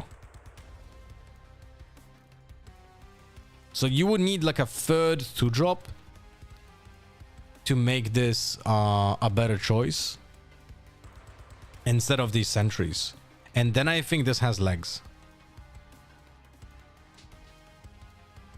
Also, I think this deck really needs Rumble. I like this kind of mech Kai'Sa decks. If they will have Rumbles, I feel like they might actually be pretty decent. How can you squeeze Rumbles over here? Like, you need the removal package. That's for sure. Do you want to have Stupefy in 3? Do you want to have retreats in form of 2 when you play a deck like this? I don't think you need that badly retreats in this version of this deck.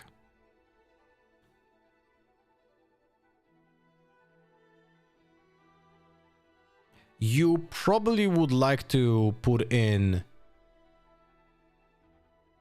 exchange the sentries for Poros.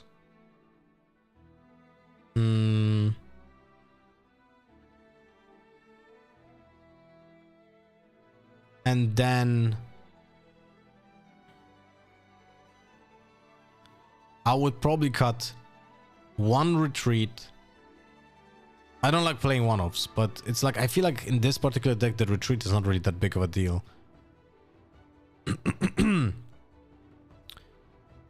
I would probably cut 1 retreat. 1 sentry and 1 Stupefy for 3 Rumbles.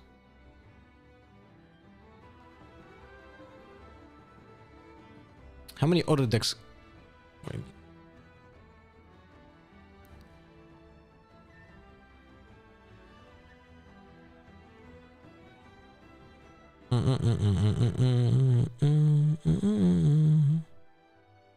Yeah, unfortunately, don't really have any good auto targets.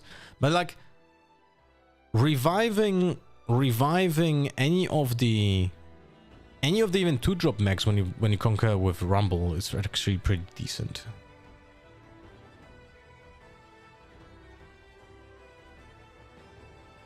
What are the locations here? When you hold here, you may return your chosen champion Firma trash to your champion zone if it's empty. Okay, interesting. Has Vilmos Lair and Voidgate. Oh, really?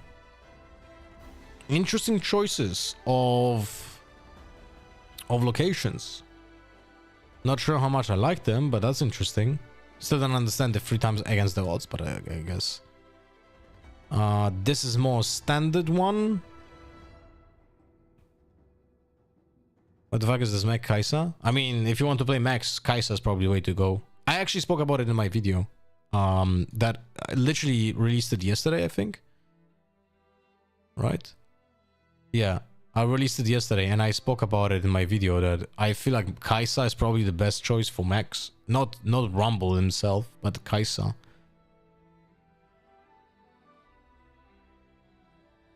I don't like this Kaisa at all. This is just random pile of bullshit. What is going on over here?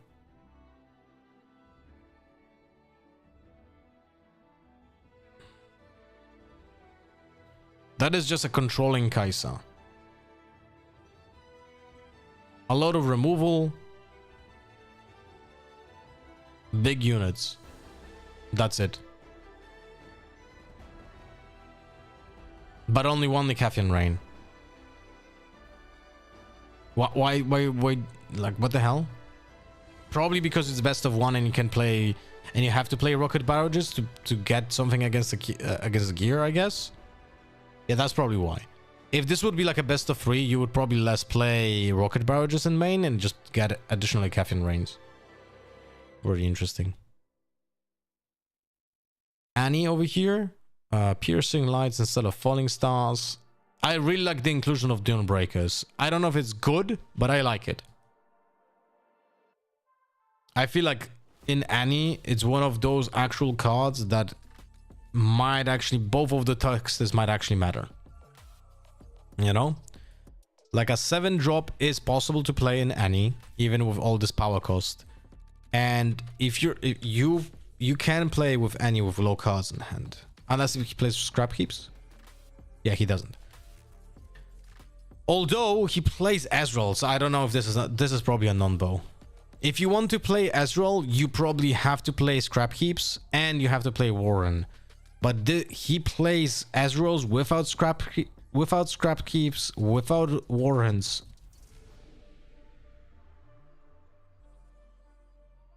And the cost of Ezreal is only lowering piercing light. Hard bargain.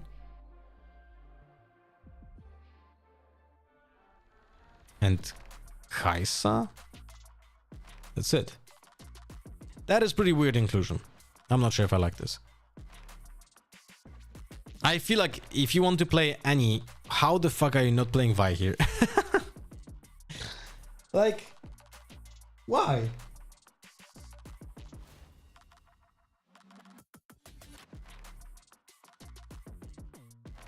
I don't understand this. Like, why do you fuck up the Annie deck when you could just make it more consistent? I need to speak to some kind of expert over Annie, but I feel like you could make it. You could make this normal Annie deck with the Vi just way more consistent now with the Ezreals. And this would make the deck even better? I don't know.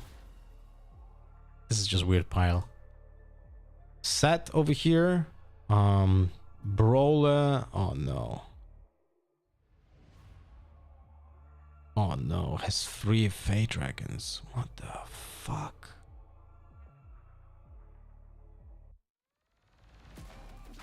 Why on earth would you play this? Yeah, there's no way that this is... There's no way that you play a set deck and you play 3 of Fey Dragons. There's just no way.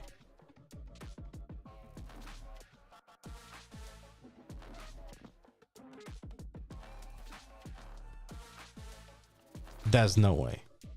Another Lucian. Has Skyfall 3 times, but plays Cut the Arm. Now, I'm assuming that this card got an errata already. Because otherwise it would be broken, it would be played everywhere. So I'm assuming he has an errata. But even with an errata, he's actually pretty decent. Too bad he goes power. My hold effects are also conquer effects.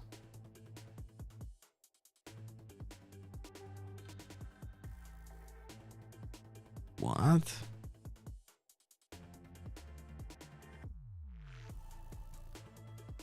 Can't find your video. Could you link it, please? Type in exclamation mark Riftbound.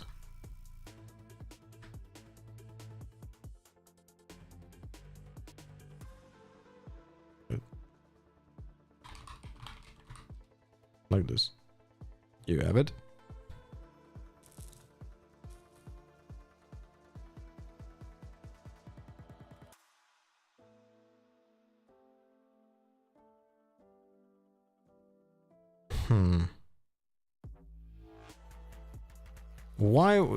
Why is he playing 3 Skyfalls?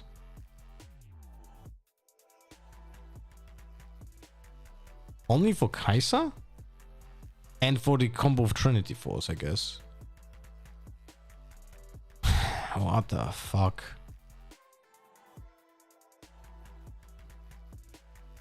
I mean, again, Gear Hate absolutely demolishes you.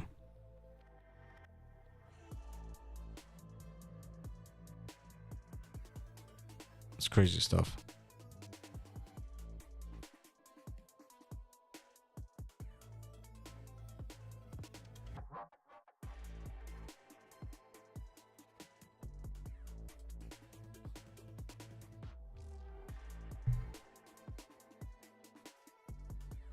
Not a fan of this deck. There's just too many inconsistencies here with like the Trinity Force and the Skyfall of Arion. Maybe this could work in a best of 1, but not a fan. I feel like we could still make a video out of like the Chinese decks. There are some interesting options here. Probably. Alright, guys, I'm gonna end for today. I'm gonna end a little bit earlier because I have to go buy some stuff for Christmas, and I cannot do that later on, so I have to finish my job earlier a little bit to have the time to make groceries and shit. So we're gonna see each other on most likely on 29th. But I will try to stream also during the weekend of 27th, 28th. And we'll see if that works. But we'll see. I will be creating YouTube content though. During that time. At least I will try. I will try to create YouTube content during Christmas. Because that I need to. So we'll see how that goes. Anyway. Love you all. Mwah. Thank you for the... thank you for coming in. If you want to support the stream, remember this, today is the last day to do this. Exclamation mark Hero Wars. If you want to sacrifice 15 minutes of your time to level up to level 10, that'll be fantastic, and I thank you very much for that. All right, love you all. Mwah. See you guys. Happy Christmas. Oh, happy holidays. Merry Christmas. Yeah, I'm an atheist. I don't even know what to say. Anyway, love you all. Bye bye. See ya.